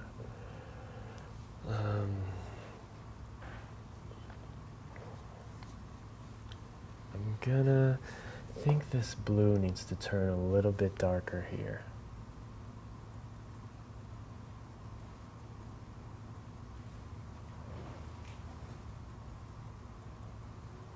So I just got my darker, and I'm kind of just blending it to the left, because I know that the light is to my left, so it's getting from darker to lighter.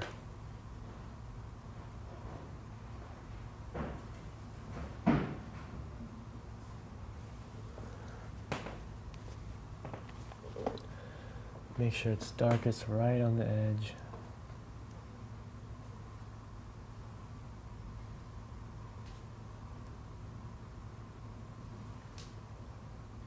I can be thin because it's just a block-in layer.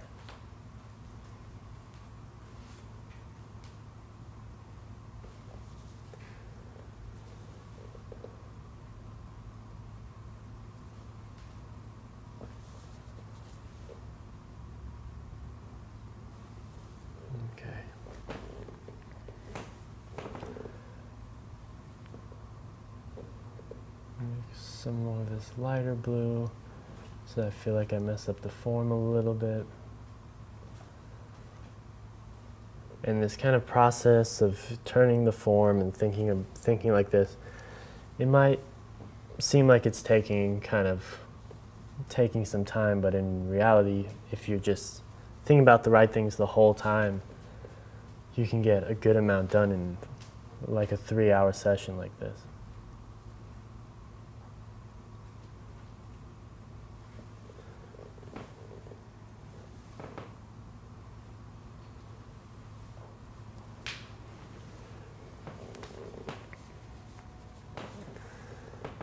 So now I need to get into the shadows of my light beige color. Clean off my brush. Go to the lower section, maybe grab some raw umber. I think I'm gonna have to get raw umber and black.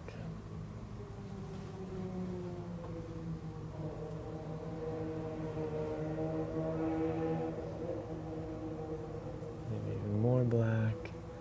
And start to creep up on my scale. Now I'm going to go into my shadow.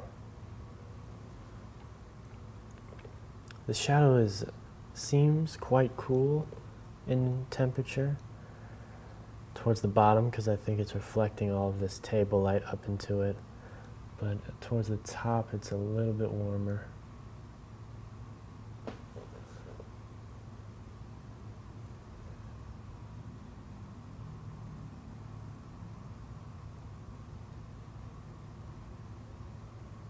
Just squinting to really see the shape of this shadow shape. It's an interesting shape.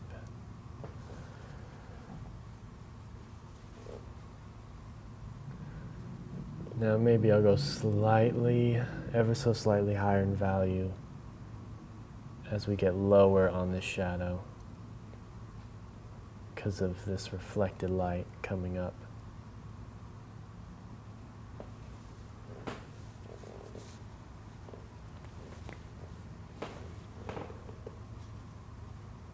And I think I have a good amount of room that I can go darker if I need to.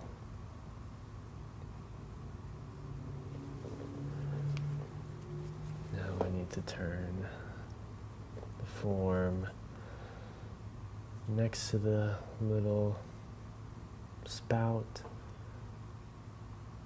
so it gets darker here.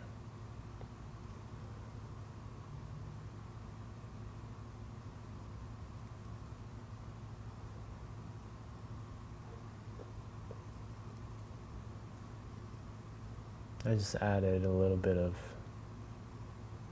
cobalt blue to cool down the color I was getting. Although now looking at it, could be slightly warmer.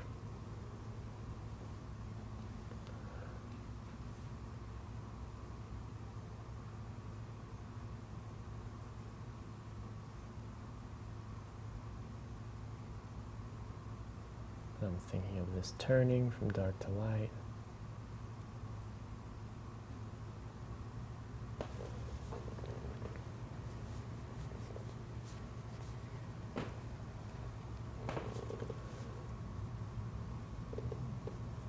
Go to my darker darks, turn out of this shadow a little bit, kind of turns even further back, right here, right before it turns back up again, where it almost connects to the shadow there.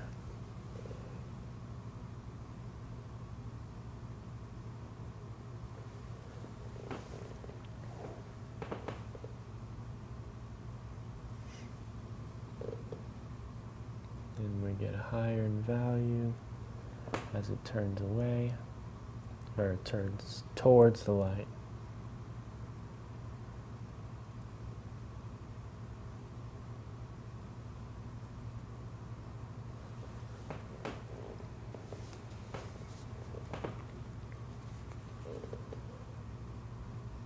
Adding a bit of cobalt blue as I go darker, because I feel like that terminator edge, right when it turns out, I see this kind of hint of blue, which then helps relate in harmony to all these other blues here.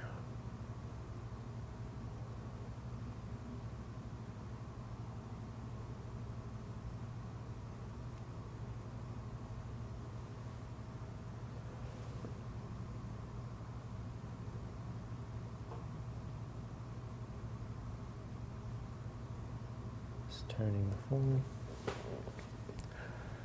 Looking at it, I think where it's looking a bit wrong to me is somewhere around here the form is kind of getting a bit bent. I think it has something to do with my blue color. So I'm going to go down into here. I think I need to mix a bit more paint. I'm going to go raw umber, cobalt blue, and add white.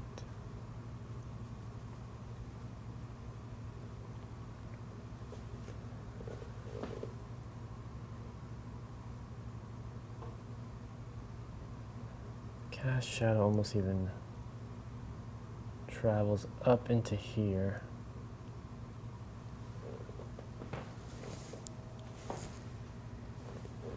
If I ever feel like I'm starting to mess up a bit, I need to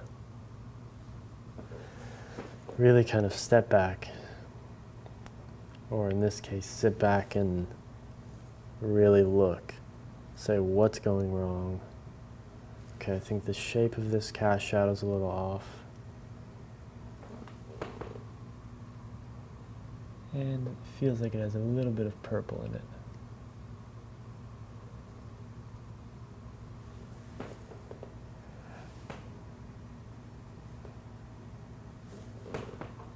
I think this comes across like this more.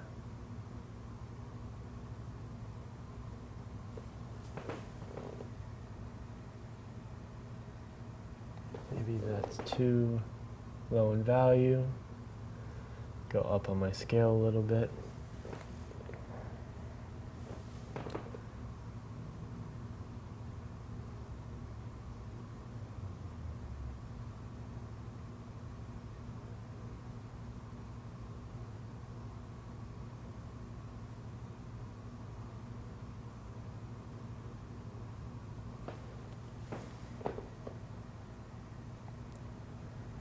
Looking back and forth, keep asking myself what's wrong.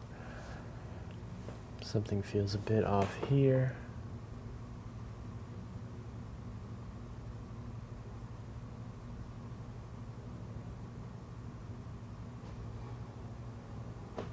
Just the shape of that dark shadow.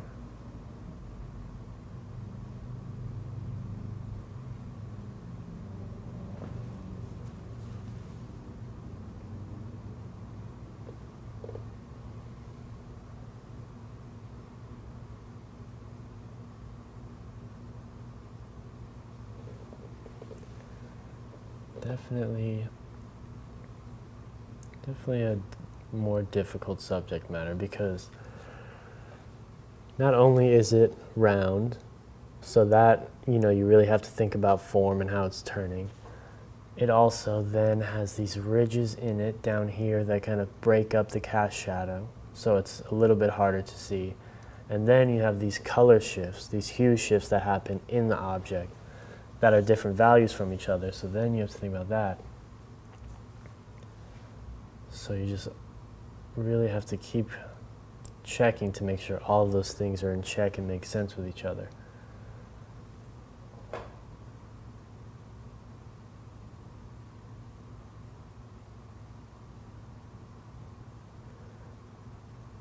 And when I was learning and when I am learning, I choose.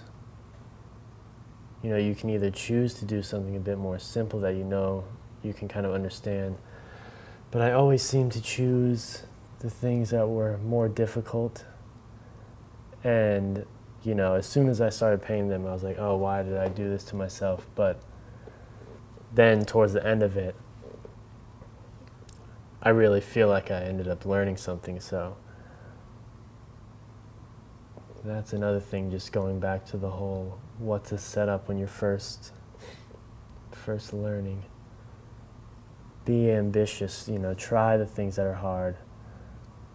But if you're going to be ambitious and you're going to try and do that, then you have to really think about it, think about what you're doing. Just looking at where the shadow drops off. It's about there.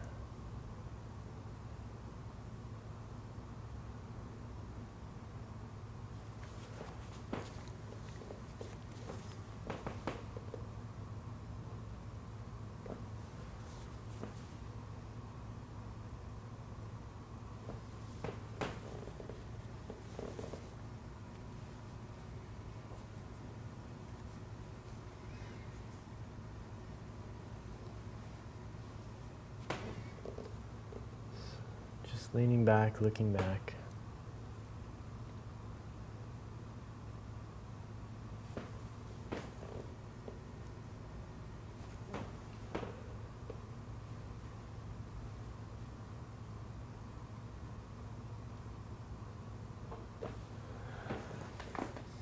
And at some point I'm going to need to just settle on this and say good enough for a block in.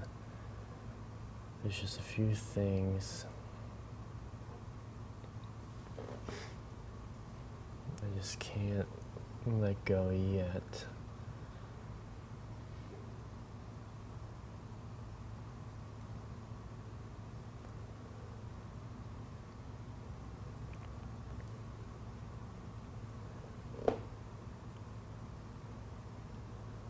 So I'm just mixing back into my lighter value blue.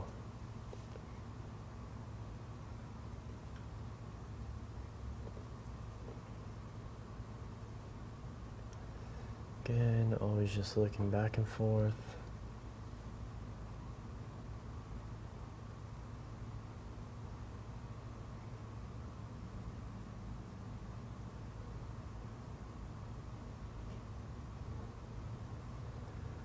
Trying to find where these breaks happen, where it starts to get darker, at what point.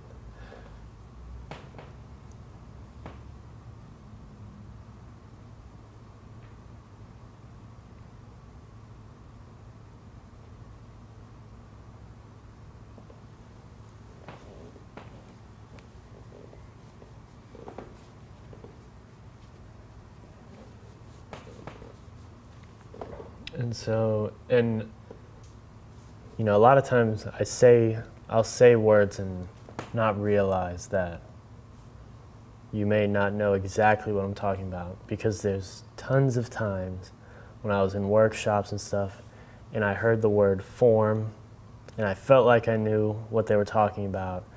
And now that I actually know what it is, I feel like back then I had absolutely no idea what they were talking about. So when I'm talking about form, I just mean, you know, I'm thinking about everything as if it was a ball or a cube, and then where the light source is and where it's hitting it, and then knowing that if it's facing more towards the light, it's brighter, and then as it turns away, it's getting darker. So I just know that if this still life, I just had a big white ball in the middle, you know, I would just be thinking, okay, the light's coming from here, it's lighter, and then it has to get darker as it's turning away. I'm thinking of it as changing planes. And so a big thing that when I heard it kind of clicked in my head is that if it's facing the light, it's lighter. If it's facing away from the light, it's darker. And that just kind of said, oh, okay, that makes sense to me. So when I'm looking at my canvas and at what I'm seeing, I'm thinking of this as an actual three-dimensional object. And if I was to touch it, you know, where does it start to fall back? Where is it facing the light? And so even if I was to paint, let's say from a picture where you can't see the light source, you have no idea where it's coming from, like initially, you can kind of look at it, look at the directions of the shadows, look at where the breaks of light to shadow are, and just kind of figure out where the light's coming from, and then keep that in mind when painting everything.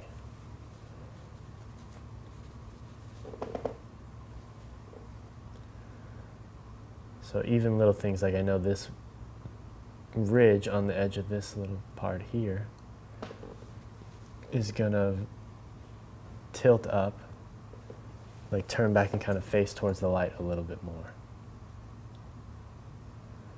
So that's gonna be a bit of a smaller detail for a later time, but it's just all things I'm thinking about where even if it's kind of barely there, or maybe I don't even see it at all, I can put it there and know that it makes sense to the light, and then it will relate in my setup.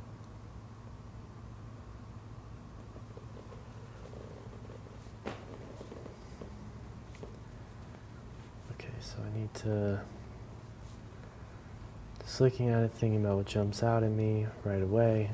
You know, I think there's a lot I need to do here, turning out of it.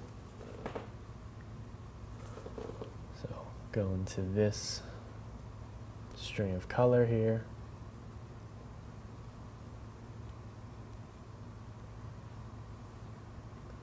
Going from the light and creeping down into the dark, because I know this is light and then it goes into the dark.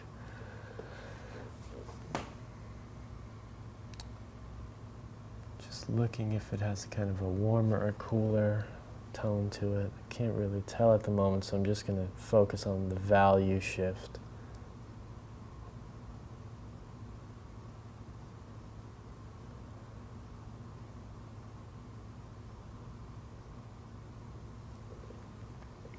Usually my panels are very smooth with a little bit of texture. This one, when I feathered it with the brush, it kind of left some heavy marks from the brush. So there's some really deep creases here that I'm kind of fighting with, but since I'm painting this in multiple layers, I'll be able to get past it, but it's just fighting with me a little bit here and just making everything a bit fuzzy. More like if it was a canvas weave. This is turning away from the light.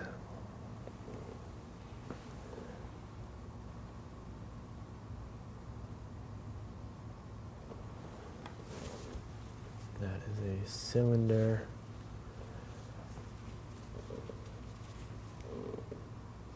You know, light usually always I'm usually always thinking about it in two directions. So it's not that it's just coming from the left, it's coming from upper left. So then I'm thinking, okay, so this cylinder, you know, facing the upper left is this way, so it starts to turn out of it in the light a little bit more up here, and it's darker down there, the bottom part of this spigot nozzle thing.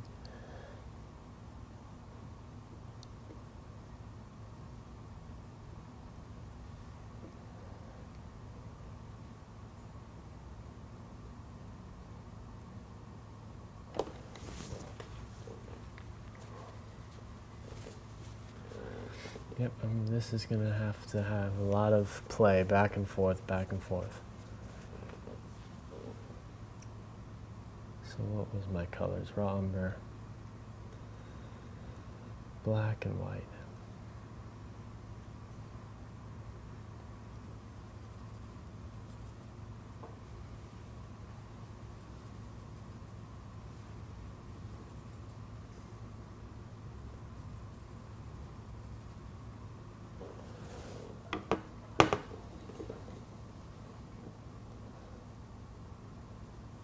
Maybe I'm going to a part that's a little bit colder, so add more black.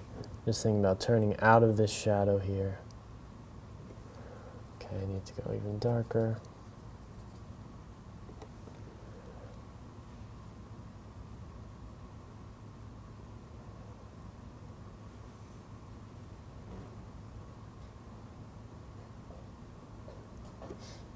Maybe a little bit of cobalt blue. Right where it's turning out of the shadow.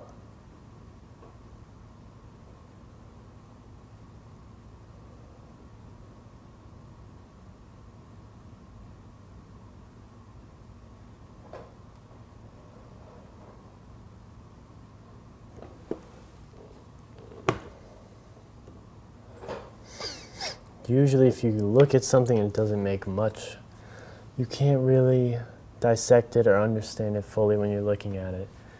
If you think of it as a sculpture, three-dimensional object, and you think about how it's actually turning and you just paint it according to where the planes are facing and the light source, it's a tool to kind of help you get out of the funk of not knowing exactly what's going on when you're looking up there. Because there seems to be this kind of ambiguous, soft half shadow into shadow point here, so I'm just now thinking of it as a tube and gonna just try and turn the form out of it. Let's see if that helps me find my answer.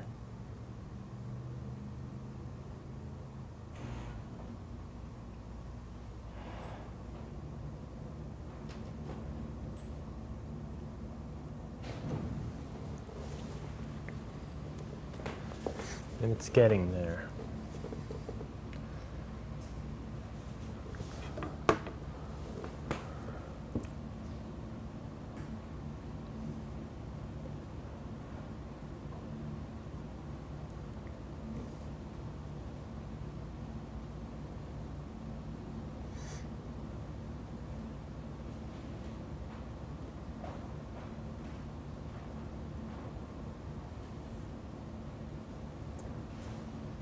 Seeing some of these shapes, gets a bit darker right there before it turns.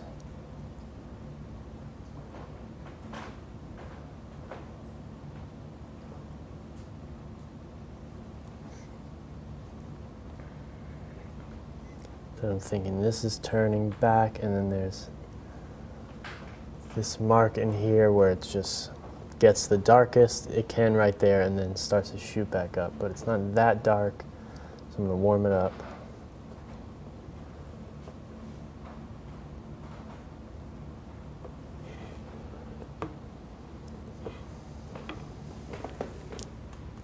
So I'm going to lighten it up and warm it up, just because it also was looking a bit cold.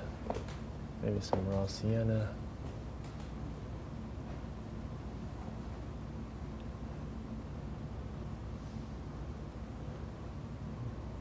transparent oxide yellow to really bring in a bit more chroma faster.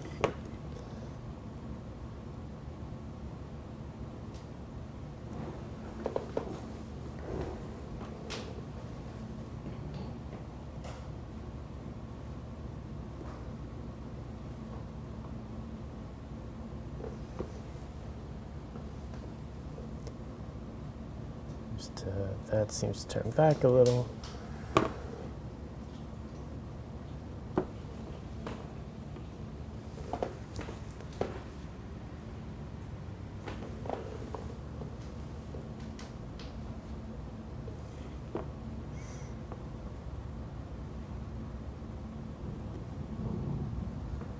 Turn out of this.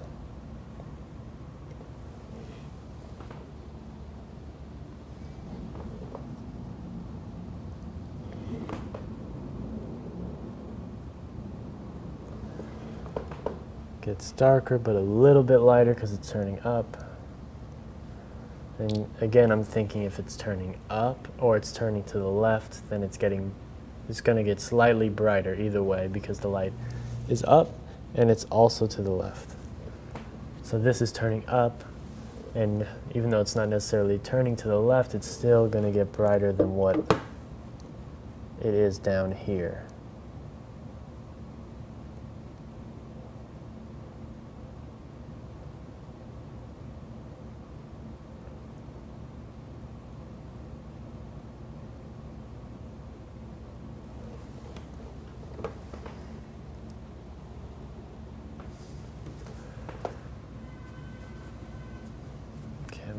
In some shadow that I see back here.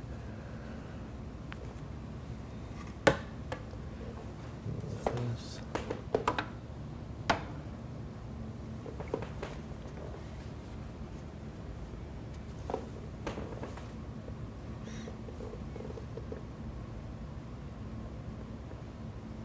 I often feel like when I do these live streams is when I'm choosing the objects, I'm kind of choosing like if I was a student. So, you know, I chose things that were kind of going to be difficult for me, you know, form-wise or texture-wise, so that I have to kind of over-explain it to myself to figure it out, which then I'm over-explaining it, or hopefully over-explaining it clearly to you. Because there's tons of form issues here that I'm messing with, but then that gets me to talk about form even more. And then when we get into these wood aspects, it's going to be a lot more about texture, and it's going to be good.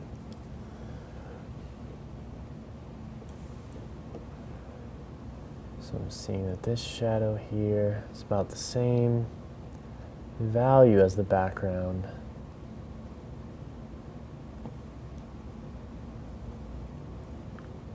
Kind of turns off of this. Then is a bit of a warm triangle shape.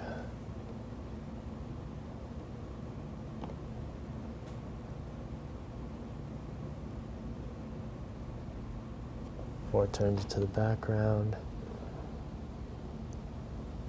I also need to make sure that that shape makes sense, that it would turn and connect.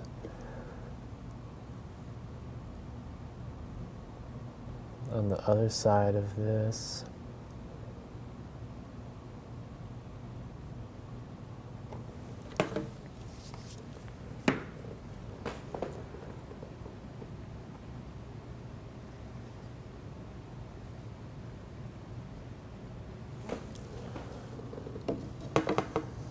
Just sitting back and checking that everything looks like it's going in the right direction before I move on. I think I'm going to turn the shadow shape brighter as it turns around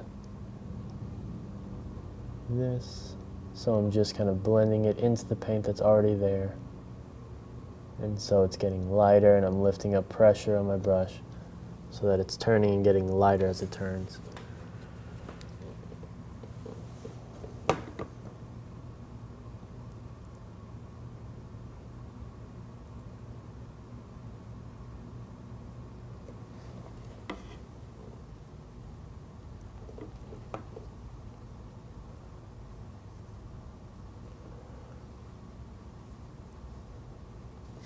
So I'm just going into some brighter color here, but I also tell that it's getting kind of neutral and cooler, so I just grabbed some of my cooler color over here on my palette and added it to this, which then also even more infuses the color harmony of this blue and this tan color.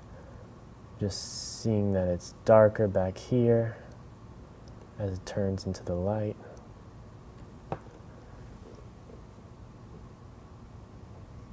And it's so nice to have this string of dark to light, because you put something down and you're like, okay, it's not dark enough. It's not like I have to go over here and mix a whole new different blob of color there or right here. I just travel down on what I already have. And if it's slightly the wrong hue, I can then just add a color to adjust it.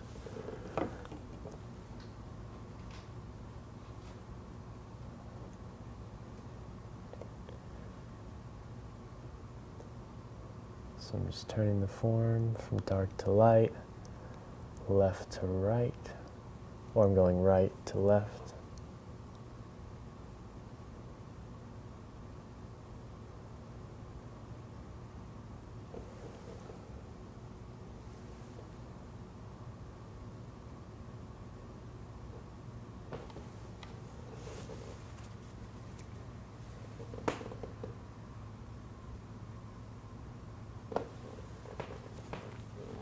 Then go a bit brighter to turn this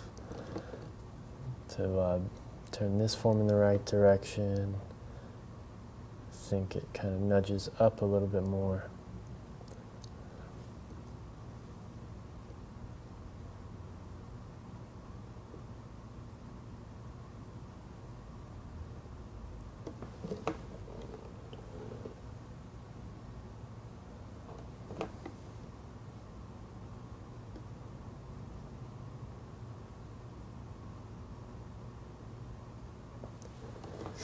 And the more you do this kind of slow form turning and, just really thinking about the light source, the faster you see it, the faster you can apply it.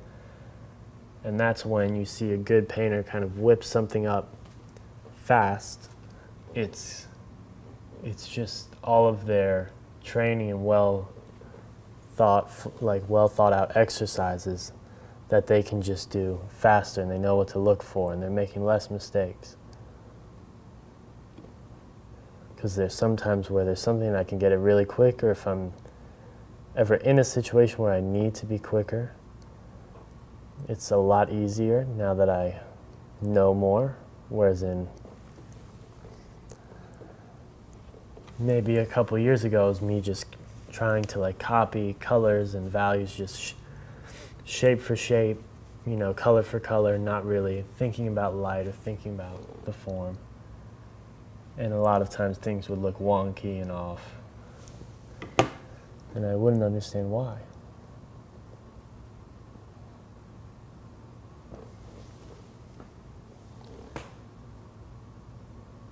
Just turning this softly.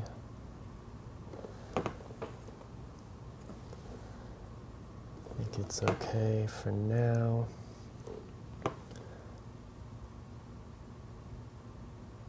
Turn this even more.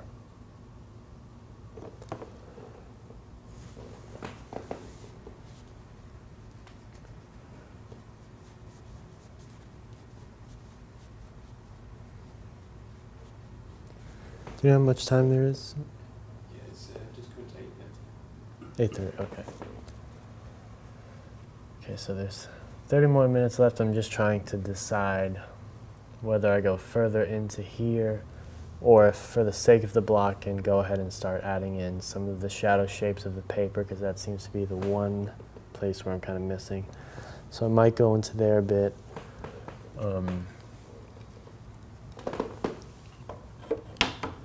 For the sake of a block, and also I might scrape up some of this brown down here to get some of the kind of underpainting, but in reality I'm seeing where it's kind of been scratched and weathered. So I'd rather have more now than accidentally get rid of too much of it. later on, so just gonna scratch out some. And this overly textured, like the fact that I overly textured the panel is actually helping me a little bit with scratching this, because it's only hitting the peaks of the texture.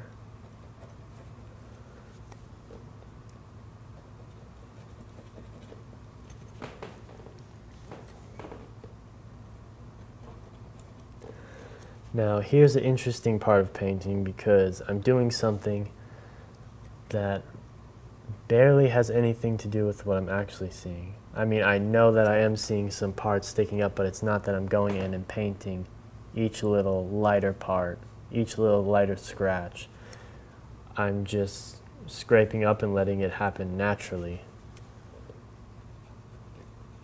and then hoping to try and pull off that effect rather than going in and painting every part where it gets a little bit darker and painting in the wood grain. Just trying to get the effect of wood grain with then the correct value and form on top.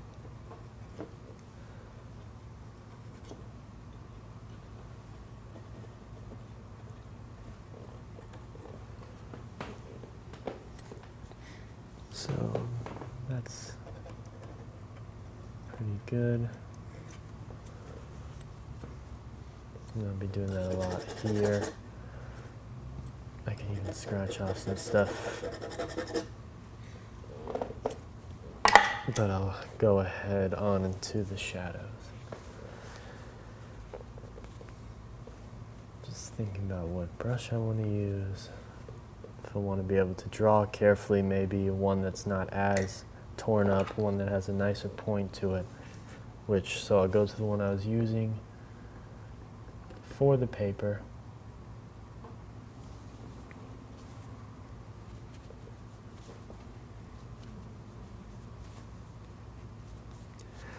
Now, something I really like about paper and why I choose to paint it a lot of the times is because you get these really nice kind of warm chromatic shadows, because you have the light that's hitting it and then passing through the shadows.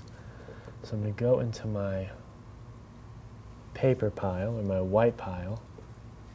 Maybe I'll start somewhere in the middle and I'll start creeping down, but I'll add a more chromatic color. My transparent oxide yellow. Now that, to me, in relation to my palette, seems kind of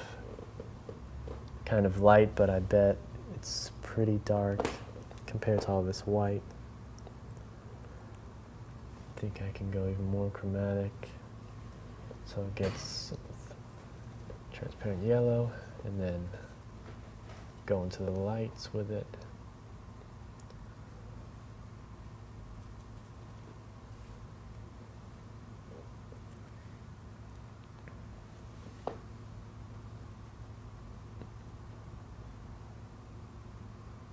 So looking for drawing.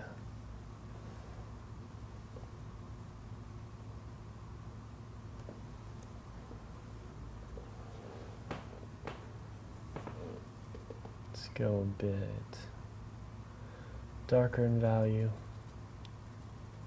but still yellow, so I went with my raw umber.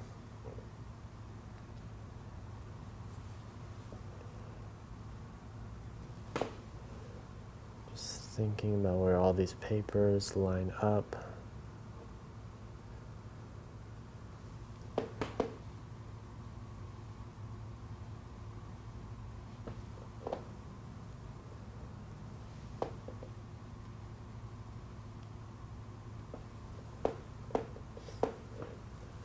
Now, because it's a block in, I'm not going as dark as it needs to be.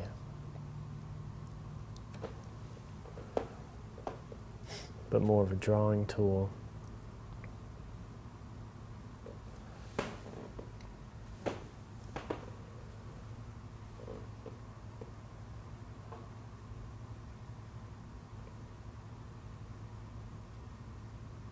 Just going more chromatic with my transparent yellow.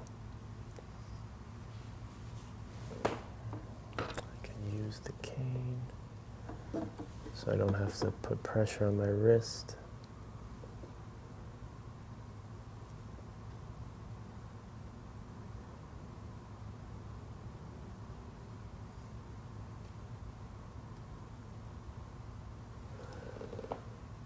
Drawing like this, you just have to be careful that everything connects, everything has enough space for what's next to it.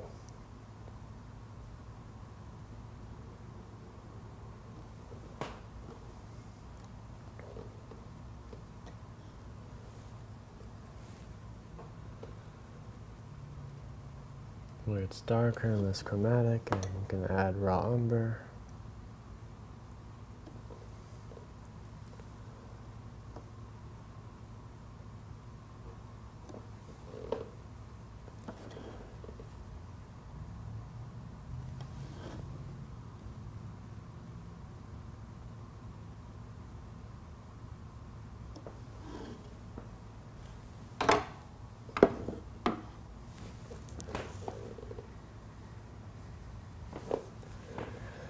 Then there's the spots where there's multiple pieces of paper stacked on top of each other, and then there's a shadow. And so it makes more sense that the shadow is a bit less chromatic and a little bit darker, because it has more mass to pass through.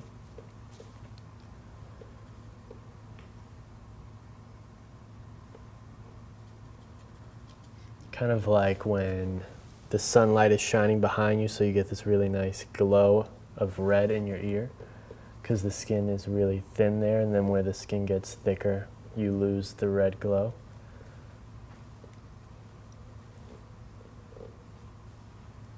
So if I was to make this part where there's multiple papers on top of each other, and I draw it and paint it so that you can tell there's multiple papers and that's more chromatic than everything else, it might just feel wrong, and that would be the reason why.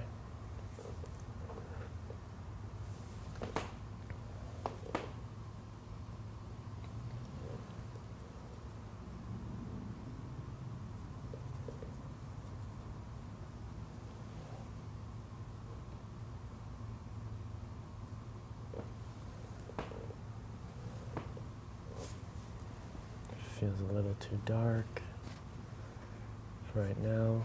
I'm wiping up a little bit.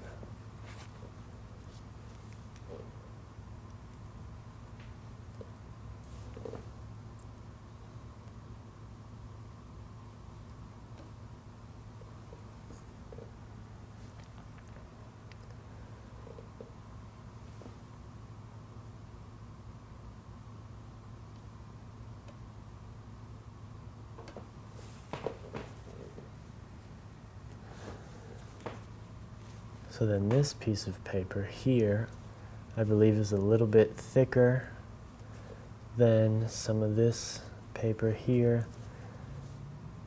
But it's one piece of paper, so the shadow's a little bit darker, but it's still more chromatic than that piece right there. So I'll stay in my dark side of this string, but add some more chroma with my transparent oxide yellow.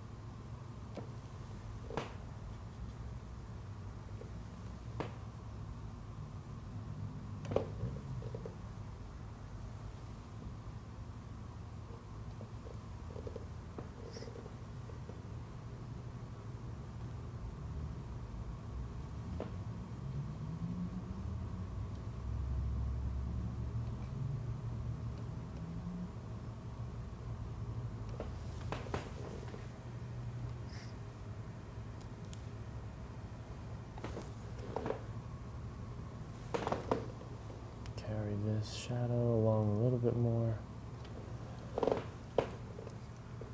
I'll be able to get some nice lost edges in places.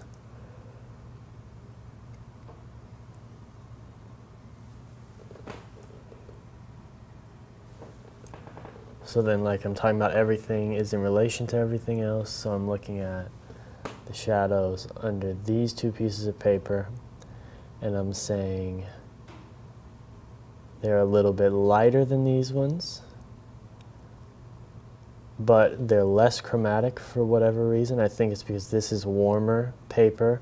It's kind of like a tan paper, and then this one right here is more of a computer paper, so it's more blue. So then I'm going to try and make that one as much more neutral as it is compared to the warmer one, or the more chromatic one. So then my strings end up kind of going in this direction of, like, you know, here's my more chromatic side, and then here's my more neutral side, so I can kind of just shift over.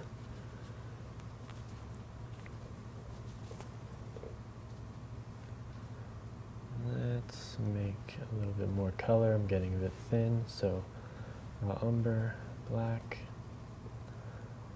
white, which happens to be the same color combination as the colors in this. It's just different variations of the two, so those two automatically kind of relate to each other color-wise.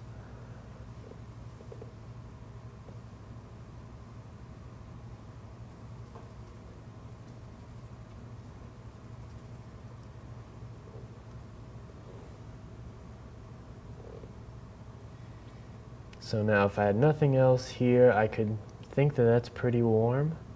You know, it's kind of a warm beige color, but then when I compare it to that, and I place this dot right in there, that almost looks gray-blue. So this is in relation to that, because this color is right there on my canvas. So I know that by itself, maybe it's kind of warm, but in relation to that shadow, it's more neutral, so we might be getting close. So then we have to try it.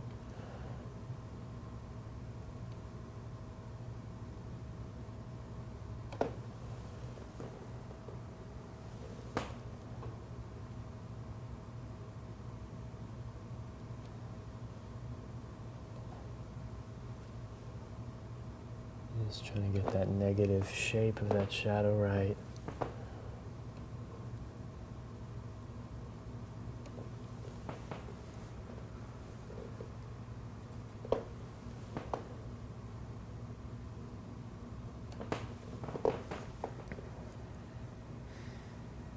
So now in my head it's darker and less chromatic than this shadow here, so we're doing good. If you have any questions, in about 5 minutes, mate. So there's about 5 minutes left, so if anyone has any questions, feel free to ask them now, and if you ask them a bit, if you're watching this later and you ask them a bit late, then I'll be able to come back to your question on the next session.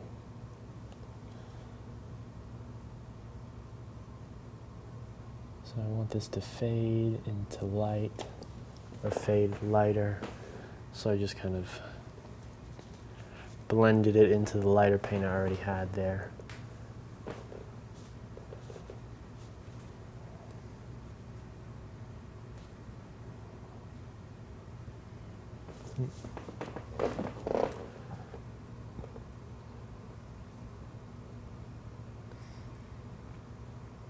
Just looking back and forth.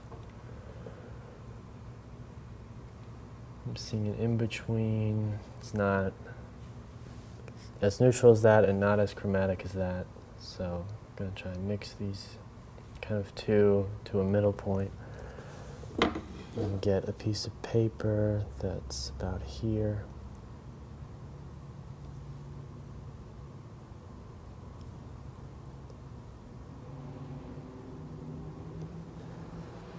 Now what I just did was I was measuring where it lined up with the bottom of the egg, and I saw that it was about like a little bit lower, and I traced over, and then I was looking at how much space from the edge of the shadow to the end of the paper, and it's just kind of like this little small amount of space.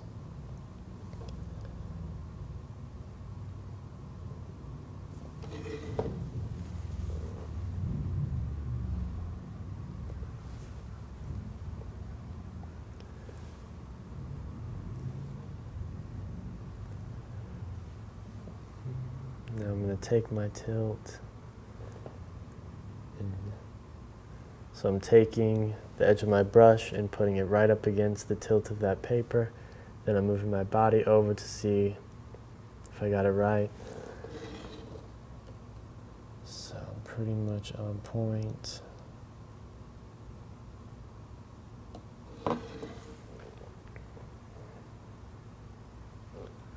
I can probably get a little bit darker. These two shadows can kind of form one shape a bit more.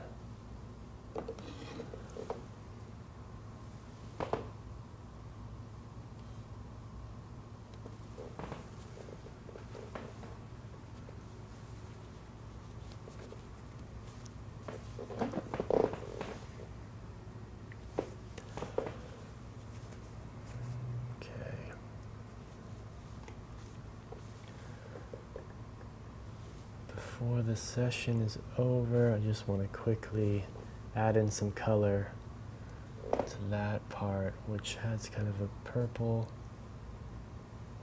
look to it.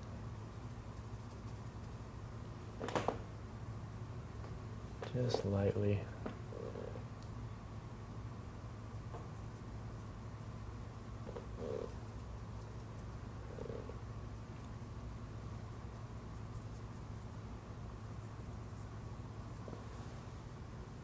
More of just something, some kind of warmth underneath to paint on top of. That's not just blank canvas underneath.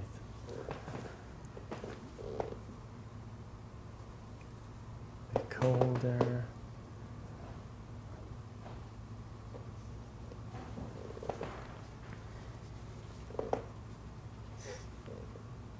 See kind of shadow shape under here.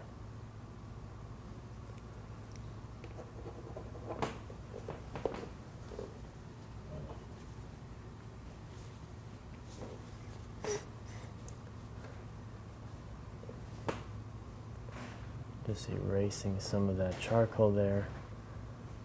I think for that shadow in the egg, I want it to be really thin. I think I could get a nice glowing effect there.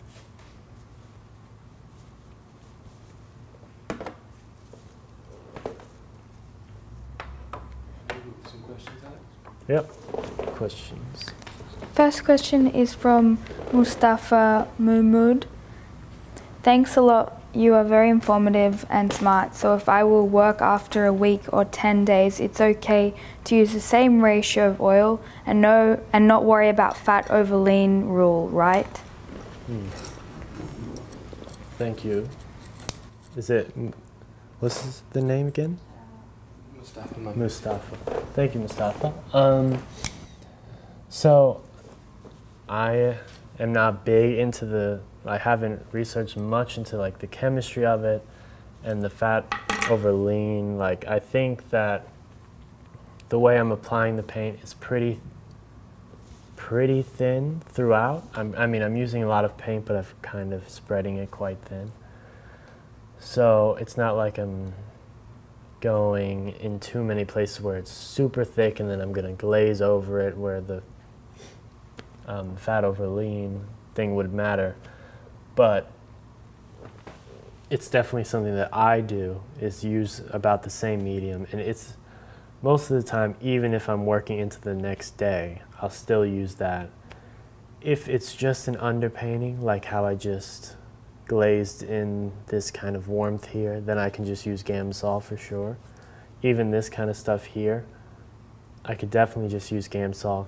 It's gonna give it a bit more of a matte, dry look, but it will be dry by the next day. And then once you oil it out or put varnish on it, it'll come right back up. So I would say that yes, if you have a good amount of time to wait, that I personally would use the oil so that it doesn't sink in as much and has this crisper color to it. But if you're going to go to the next paint the next day, to use Gamsol. And one more from Mustafa. Do you believe warm lights cool shadow, the warm lights cool shadows theory, or it depends on the surroundings? And we can have warm light, warm shadow. And do you recommend any books about color temperature?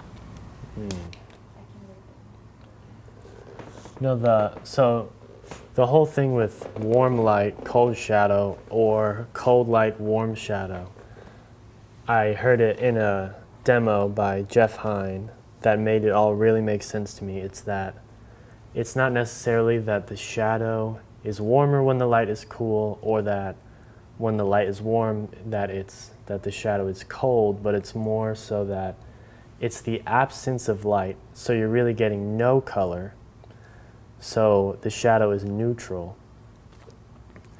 And when you have cold light on something and the shadow is neutral, the shadow appears warmer, because neutral is you're going more towards warm than cold. And when you have a neutral shadow and a warm light, it appears cold when in reality it's neutral. And then the other part of your question is that does it relate to what it's around? Also, yes. So it's kind of like here the shadow is going to get a bit cooler because it's reflecting this white table back into it.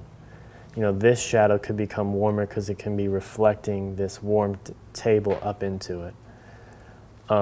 If this was a neon blue table, then all of these warm shadows would probably actually feel way colder because it's in relation to what's there. So you'd have this kind of cold light, cold shadow thing.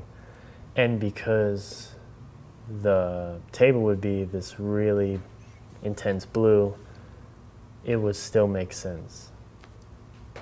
So I think that... He also asked if you can have a warm light with a warm shadow. Okay, so a warm light with a warm shadow is basically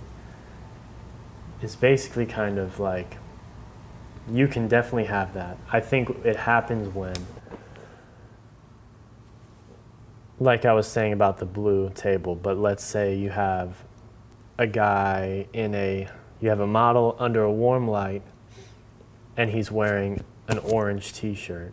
So then the light under his chin, the shadow under his chin is probably going to be orange, probably be warm because it's reflecting that. Or if the model is standing on a hardwood floor and it's like really like brown or red hardwood and you have a warm light on them, they're still going to have warm shadows because the light's bouncing off the floor and kind of bouncing into the shadows. So it definitely is depending on what's around it. And do you recommend any books about color temperature?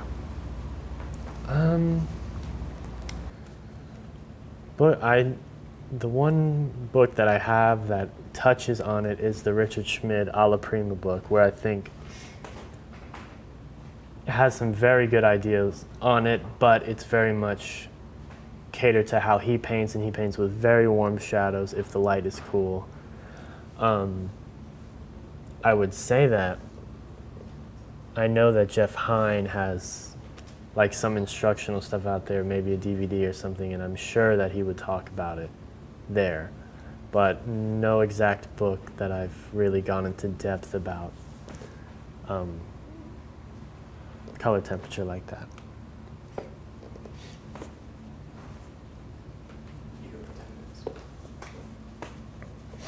Okay, so some great questions, thank you. So now we have 10 more minutes, so I just want to look at this as a block in.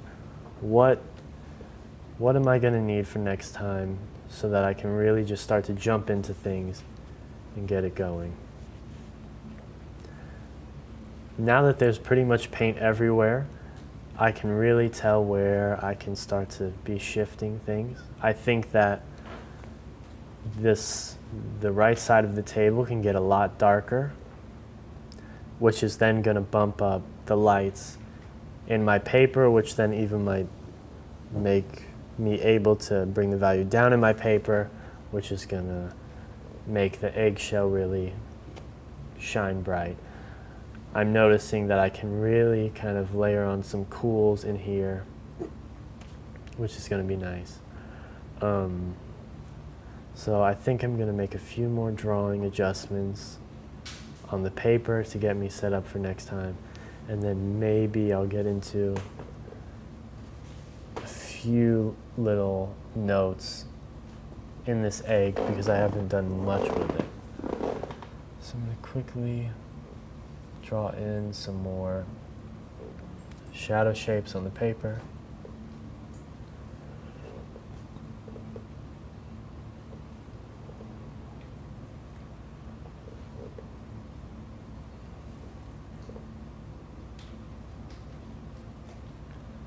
I see coming down from there.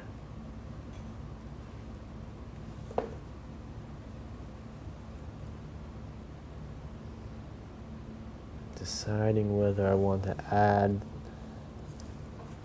this second piece of paper here. That's going that way. Then we have a piece of paper there.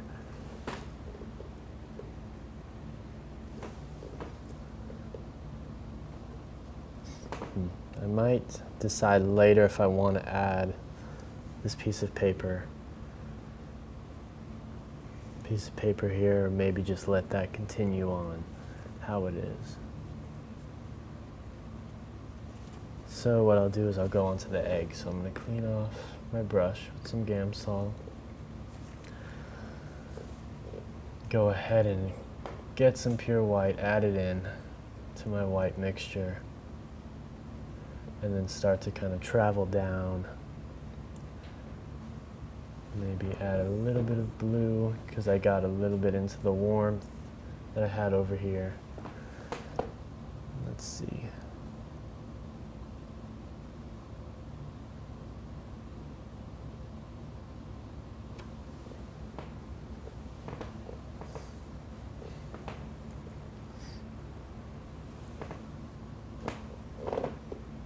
Went a bit too thin and watery with the paint. So I'm going to add more white.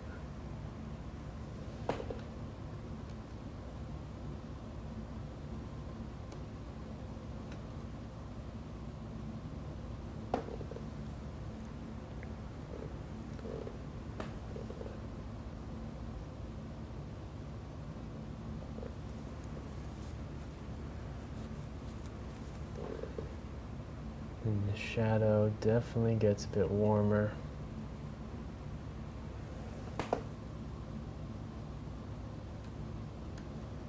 The color of the actual canvas is actually pretty nice for the shadow.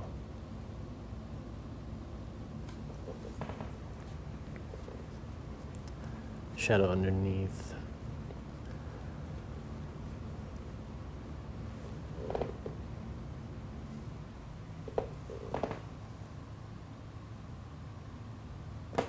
A little bit of some cracked egg.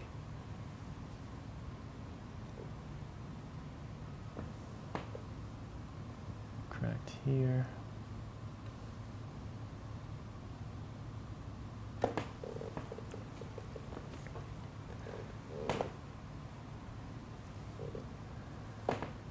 Little cracked part there that's facing towards the light.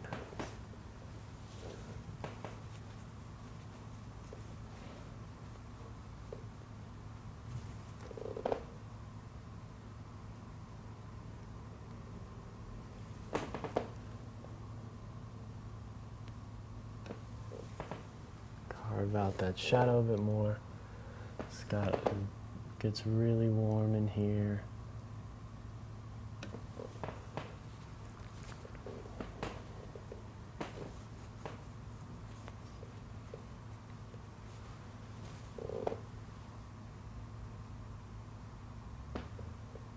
Just getting some more white. And I want to try and fix this shape.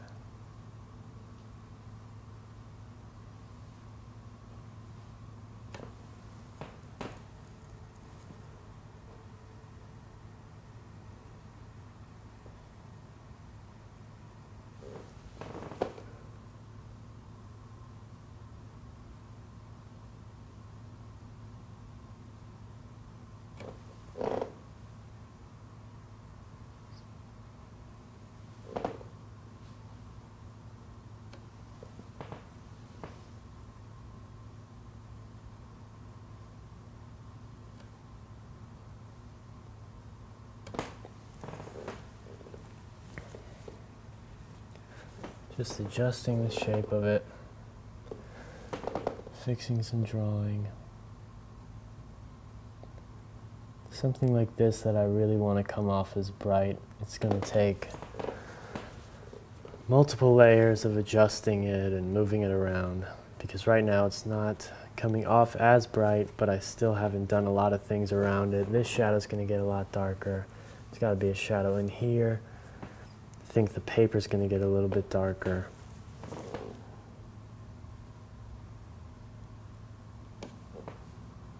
Also want to get this shape right. It looks like something I might be nudging around a little bit.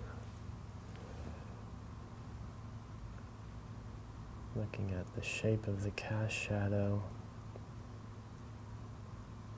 It's about there.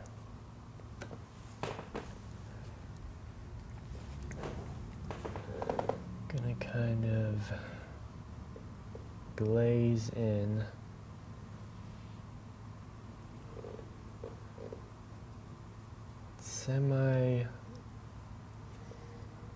it's kind of chromatic, but it has a neutral element to it. But maybe I'll push the chroma.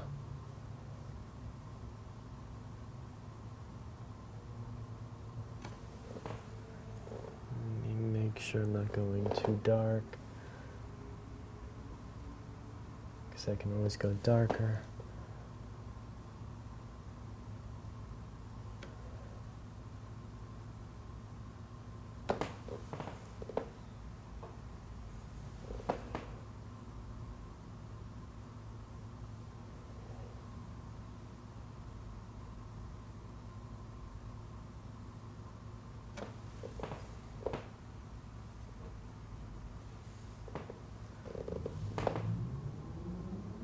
Darker down here.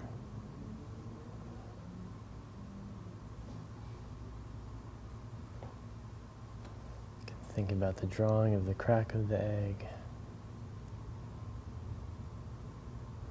Sharpen an edge.